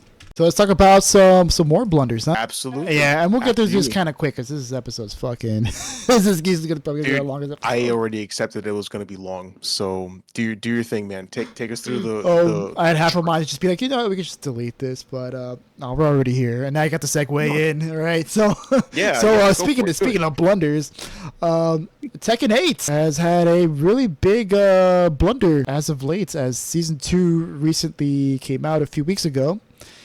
And, well, here's some context here with Tekken 8. So Tekken 8's a pretty beloved game, right? It's widely acknowledged as a pretty good game across the board. Yes. Great content, great graphics. They did a really good job, like, updating the combat system. But the big thing about it is that Tekken 8 was kind of built on this ethos of aggressiveness, right? Like, Harada, the producer of the Tekken series, I think the director too. I think he's also like the director behind him. But he is pretty much in charge of like Tekken. Like he oversees everything that has to do with Tekken. His whole thing was like, yeah, we want to make like an aggressive game where like you go in and like you press buttons, you do mix-ups on your opponent, you're pressuring them. And they add like all these mechanics in the game, like the heat mechanic that like you do like a heat dash, which allows you to like cancel a move into like a dash. You have like a move called like a heat engager, which like you hit the opponent with, like this big attack and like activates your heat mode, which gives you like new special moves and stuff. And like they really did go hard on the offense because Tekken has historically become more and more defensively oriented, especially like in Tekken 7. Where like the game was about like moving around your opponent and trying to find like an opening. It wasn't really about like trying to make those openings. So it was more about just like capitalizing on your opponent's mistakes. It was like backdashing and jabbing to see like trying to fish or something. But they wanted the game that was more proactive. And they kind of nailed it with Tekken 8. But a lot of people during Season 1 said like, yeah, like this is good, but like the offense is probably just a little bit too strong, right? And then over time, like they've kind of tried to sand down the offensive options in the game, particularly like with heat mode and all the heat mechanics they added to the game. So when it came time around for Season 2, Harada and Michael Murray, his translator, were like, yeah, guys, so we heard about all your feedback. Season 2 is going to be a much more defensively oriented game. We're going to sand down all the mechanics, right? All the heat mechanics for it. And we're going to make it, add more defensive options and stuff. And come time to release the patch, and they did the exact fucking opposite of that. They pretty much went, oh yeah, so we're just gonna improve sidesteps, and yeah, no, we're good here, right? Oh, by the way, do you guys like stance mix-ups? Yeah, now every character has a stance mix-up. Those tracking moves that like track you, even though like you fucking like 180 around the enemy. Fuck it, we're not gonna do anything about those. In fact, we're gonna add more tracking moves, and we're gonna add more plus on block buttons in the game. Which plus on block means like if I hit you, I can keep going. Pretty much, that's what plus on block means. You can't fight back. So we're gonna add more of those to the game, and everyone was like, "What the fuck? Like, why?" Right? So yeah, the community responded in kind, and they pretty much dogpiled the game, as is headline here puts so succinctly, and pretty much review bombed the game. And at this time it is at mixed, I believe, but at one point in time it was overwhelmingly negative, at least for the recent reviews. This game was well received when it launched. Yeah, but now not so much, right? They have since released an emergency patch, and like they released an apology, be like, hey, look, we're sorry, we know that we messed up. So they did do a patch where they tried to alleviate some of the issues by like toning down chip damage and toning down some of the more egregious moves. No, now it's at overwhelmingly negative. You checked? No longer. Yeah, I'm on the page right now. Oh shit. So it's okay. So it's still overwhelmingly negative. Damn, look at this bar, dude. Holy shit! This is almost as bad as Helldivers. Yeah, honestly, I think it is worse because Tekken's a long-standing IP with hardcore fans, so they took this much more personally, I would assume.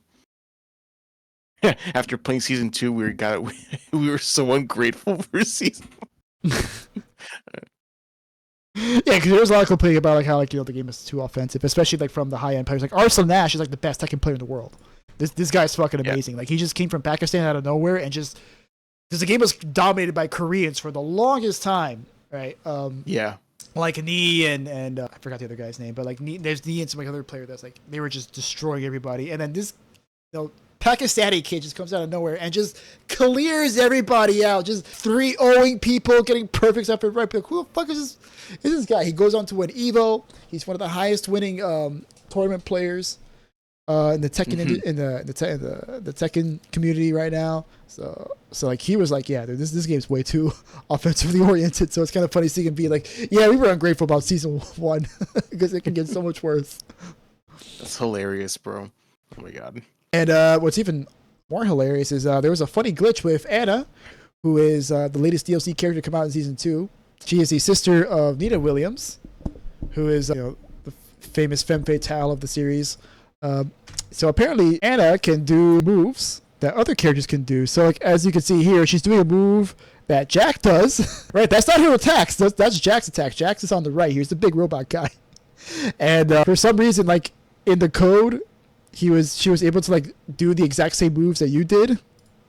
So here she is, right? She's doing a special Jack move over here, where she's like pumping your arms like a gorilla. Now that has been since fixed, but that was a result of season 2. Oh, but I'm confused. But is her thing like copying enemy moves, or that was no? That's okay. No, I just checking. Just checking. That's what makes it hilarious. Okay. Wow. Okay. What the fuck? This is exactly. Yeah, how did they let this happen? I have no idea. Didn't the game launched like pretty flawlessly? No. Yeah, everyone loved it. It was just like the people who stuck around and played the game on, where it's like, yeah, like offense is a little too strong. We just want to tone down a little bit, and they're like, all right, we got you. Don't worry, we're gonna expand defensive options, and we're gonna tone down offense. And they just did the completely fucking opposite of that. And dropped a few bugs in here or there. I mean, it's been fixed still, but still like you wouldn't expect this from the Tekken team. They have been, on a tear for years now. Like Tekken's been doing really well. Yeah, they really have. And dude, people really love Tekken. Yeah, no, they really do. And with Tekken, yeah, honestly, like Tekken, I remember Tekken and Street Fighter. I think they came out the same year, right? What? Or did Tekken come out? Tekken 8 Tekken 8 and Street Fighter. No, Street Fighter came 2023, June 2023, and then Tekken came out January 2024. Oh, okay. Oh, damn! I could have sworn they came out closer, but whatever. But no, but like fighting game enthusiasts were stoked. Like they were eating good. So damn, that sucks. Yeah, here's the hope. They get around to fixing it. I don't know, man. They're taking steps. They're taking baby steps. Yeah, I mean they got to overwhelmingly negative on Steam. It's kind of hard to come back from. I mean, you can do it, but we'll see. It should be fine. All right. So our final story. Guess who? Yeah. Speaking of who came back. That was awful. I'm so sorry. But comebacks, so we have comebacks here, yeah, Tekken possibly maybe coming back hopefully, but we got like a real comeback here. Honestly, this is a real comeback story. Blast from the past. Blast from the past indeed, and quite frankly, a testing ground. If I'm being completely honest. Yeah, it could be. Yes. So we have here. So well, first off, let's like take it back a bit. This let's take a look at the leak. It seems Microsoft and the most well-known leak in we've known for years at this point. It's known for years. So really this isn't like that bad of a leak because everyone knew it was happening. It was just, matter of when. It's so weird too. Yeah, it was a matter of when. It was weird because they leak it like right before they're about to drop the trailer. So I don't know if they leaked and they're like, you know what, fuck it, we're just gonna drop the trailer. But I think this was I think they were this close to. Anyway, so this was an article published on April 15th. Elder Scrolls Oblivion remake screenshots leaked online. So as you can see, they have comparative pictures showing the Xbox 360 original and the remastered version on the right. Now this is a remaster, correct? This is not a remake? It is a remaster according to Bethesda. Okay. All right, sounds good. So yeah, after years of rumors and speculation that Bethesda was working on a remake for the landmark role-playing game, the first screenshots of this brand new version of The Elder Scrolls 4 has been found as fans start digging through the developer's website of a reported release next week, which we're into next week now. And yeah. So back in 2023, a Reddit user claimed to have info about an upcoming Oblivion remake, and that last year, a production roadmap of Bethesda was leaked during the Microsoft FTC trial that had mentioned an Oblivion remake. As we all know, that trial was, a lot of stuff was leaked, including the Nintendo Switch 2, apparent rumors according to Yeah. Bobby Kotick. Dude, I still can't believe that. That's hilarious. So much came out from that trial, dude. It was crazy. Dude, it was insane. And the best part was like they were legally forced to divulge that information. Oh my god, this is so good. It's like, oh yeah, we're making a Call of Duty for the Nintendo Switch. I'm like, excuse me? What? The Switch can't run it. Yeah, we know that. It's like, did what? But in any case, so Kotaku was able to verify the game's existence with other sources, and it was reported in March that the RPG remake might arrive very soon via a surprise launch. I mean, technically, they were correct because, as we know, the game was announced today as of this recording, and they released it. It was announced on a stream, and oh my god, I'm so sorry. As of this recording today, April 23rd, they streamed the game on YouTube and they announced that it was available for purchase on Steam. And we can see the trailer right here for The Elder Scrolls 4 Oblivion Remastered. Now, I've never my first Elder Scrolls game was Skyrim. It was not Oblivion. A lot of people said though that Oblivion was the shit. It was. Is this correct? Yes. It was? Yes, it was definitely the shit. Yeah. I Now, like, would you say I, it like, was better I like Skyrim slightly more. No, I like Skyrim slightly more. But Oblivion had it going on. The Oblivion had it going on? Sweet. Nice. I might pick this up later when I get through my backlog of games, which will never happen. Yeah, let's see how good it looks. Yeah, so that's the original footage, right? And then, bam. Damn, that looked good. That looked good, yeah, right? Damn, 2006? Jesus Yes, Christ. it is. Yeah, 19 years old. Don't remind me. Don't remind me, bro. Your back is just as old as mine. Ow, that hurt. And the game does look pretty good, though. It does, yeah. It does look really, really good. I mean, those screenshots kind of didn't do it service. Yeah, because see it here. I mean, YouTube's probably not doing it service here. I imagine it looks really good. Yeah, of course. Online. And like, if it wasn't for the fact I'm playing Metroid Dread and I'm waiting for Clear Obscure to come out this Thursday, I probably would have picked this up already, to be honest. Yeah. Well, funny enough, the game's available today and for the low price of what? 50 40, bucks? 50 bucks? 50 bucks? Yep. Which, dude, unheard of. Like, an old game that's remastered for $10 less than, traditional. I mean, what used to be traditional price. And not anymore. Not anymore. So you know what? Honestly, this was an easy win for Bethesda. Yeah, this really was. Just get that old shit out. That stuff that remembers. You serve a hot pie of nostalgia. Member-berries. And yeah, hot pie of nostalgia, member berry pie. Right? And, ooh, the mud crabs. I fought mud crabs. Yep. Tougher than you. So they still have like all the old lines that are there, but they also added like new voice actors. They added new lines. They redid the archery. They redid the stealth system. They did a lot of things. Like they even added sprinting to it. So yeah, they definitely spiced up the game quite a bit. Like it's almost like, is this really a remaster? Yeah, that's why I was confused because it really looks like they ramped up a lot of stuff. Because I mean, like I'm guessing like how it is like the rendering like is actually like handled by Unreal, but like the game underneath is still Oblivion. Like all the code underneath. Yeah. Well, I don't know because I forgot what it was. I think I heard it in the live stream. They actually talked about it. So they said that the Unreal 5 is the surface of the game, but they have their own that they essentially made their own brain running the game logic underneath. So Unreal Engine 5 is the exterior of the car, while the Oblivion engine or whatever they call it is under the hood essentially. Mm-hmm. Which kind of begs the question, like is this kind of like a tryout for the new Elder Scrolls? Because I mean, they said that they were working on it. Yeah, Todd So- confirmed it in the reveal trailer. Well, Yeah, no, hey, we're I mean- working on it. yeah, but this will definitely hold people over until it comes out, and also this serves as a tryout for whatever engine they're using, because I'm assuming that whatever they used to make this game, they're going to use it for the next Elder Scrolls. Now, the next Elder Scrolls, is it going to run in Unreal 5? We don't know. We don't know jack about that game.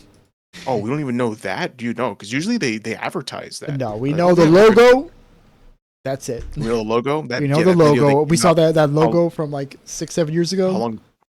Was it 7? I thought it was 11. But Was it really? No, it wasn't 11 years ago. No, it wasn't that long either. Look- But it was a while ago. It was like 7 or 8 years ago. We saw the logo. hang on. But then they started working on stir fields, and then the rest is history. Okay, so I mean, this is the AI talking, but it said that it will be developed on the Creation Engine 2, not Unreal 5. So the same engine as Starfield. Okay, well let's hope they beef that bitch up because Okay. Oh my god. yeah, Starfield. much hype around that. I can't wait to play it one day, whenever that Yes. is. I don't know when that'll be, but when I do, I'm sure I'll have a good time. I'm sure you And will. it comes The with game all the DLC, by the way. Yes, that was very important. So not only does it come so $10, you get a 16-year-old game for a fair price and all DLC bundled in with updated graphics. and updated graphics. Wow, And what a treat. what a treat, huh? Yeah, if only certain other companies ripped the page out of that book. But with all that, how about you sign us off, bro? We've had this all enough. Absolutely. Yes. No, not long enough. I'm gonna cry editing this. Thank you so much, guys, for watching this episode of Two Bar Connection. We really appreciate you guys watching our podcast. Please subscribe to the channel, leave a like down below. Also, leave a comment if there's any news stories you want us to cover, or if there's any games that you want us to play, or if there's any multiplayer games that you want us to play together. The main way to watch us is on YouTube. It's your video podcast. However, we do have audio only available on Apple Podcast, Apple's, oh my lord, Apple Amazon Podcast, Music, Amazon Music, Apple Podcast, yeah, but I almost said like Apple's on. Anyway, Apple Podcast, Amazon Music, and Spotify. And you can also catch us on our socials at on X. No, we will not call it Twitter. Wait, no, you're flipped. Fuck. You're fucking up all. You're fucking this all up, bro. It's 1 a.m, bro. Please give me a fucking break. I'm so sorry.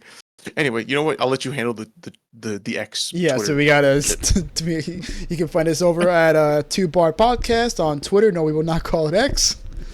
And with all that being said, thank you guys once again for listening. Good morning, good evening, good afternoon, wherever you are. Peace. Bye, everybody. Get some sleep.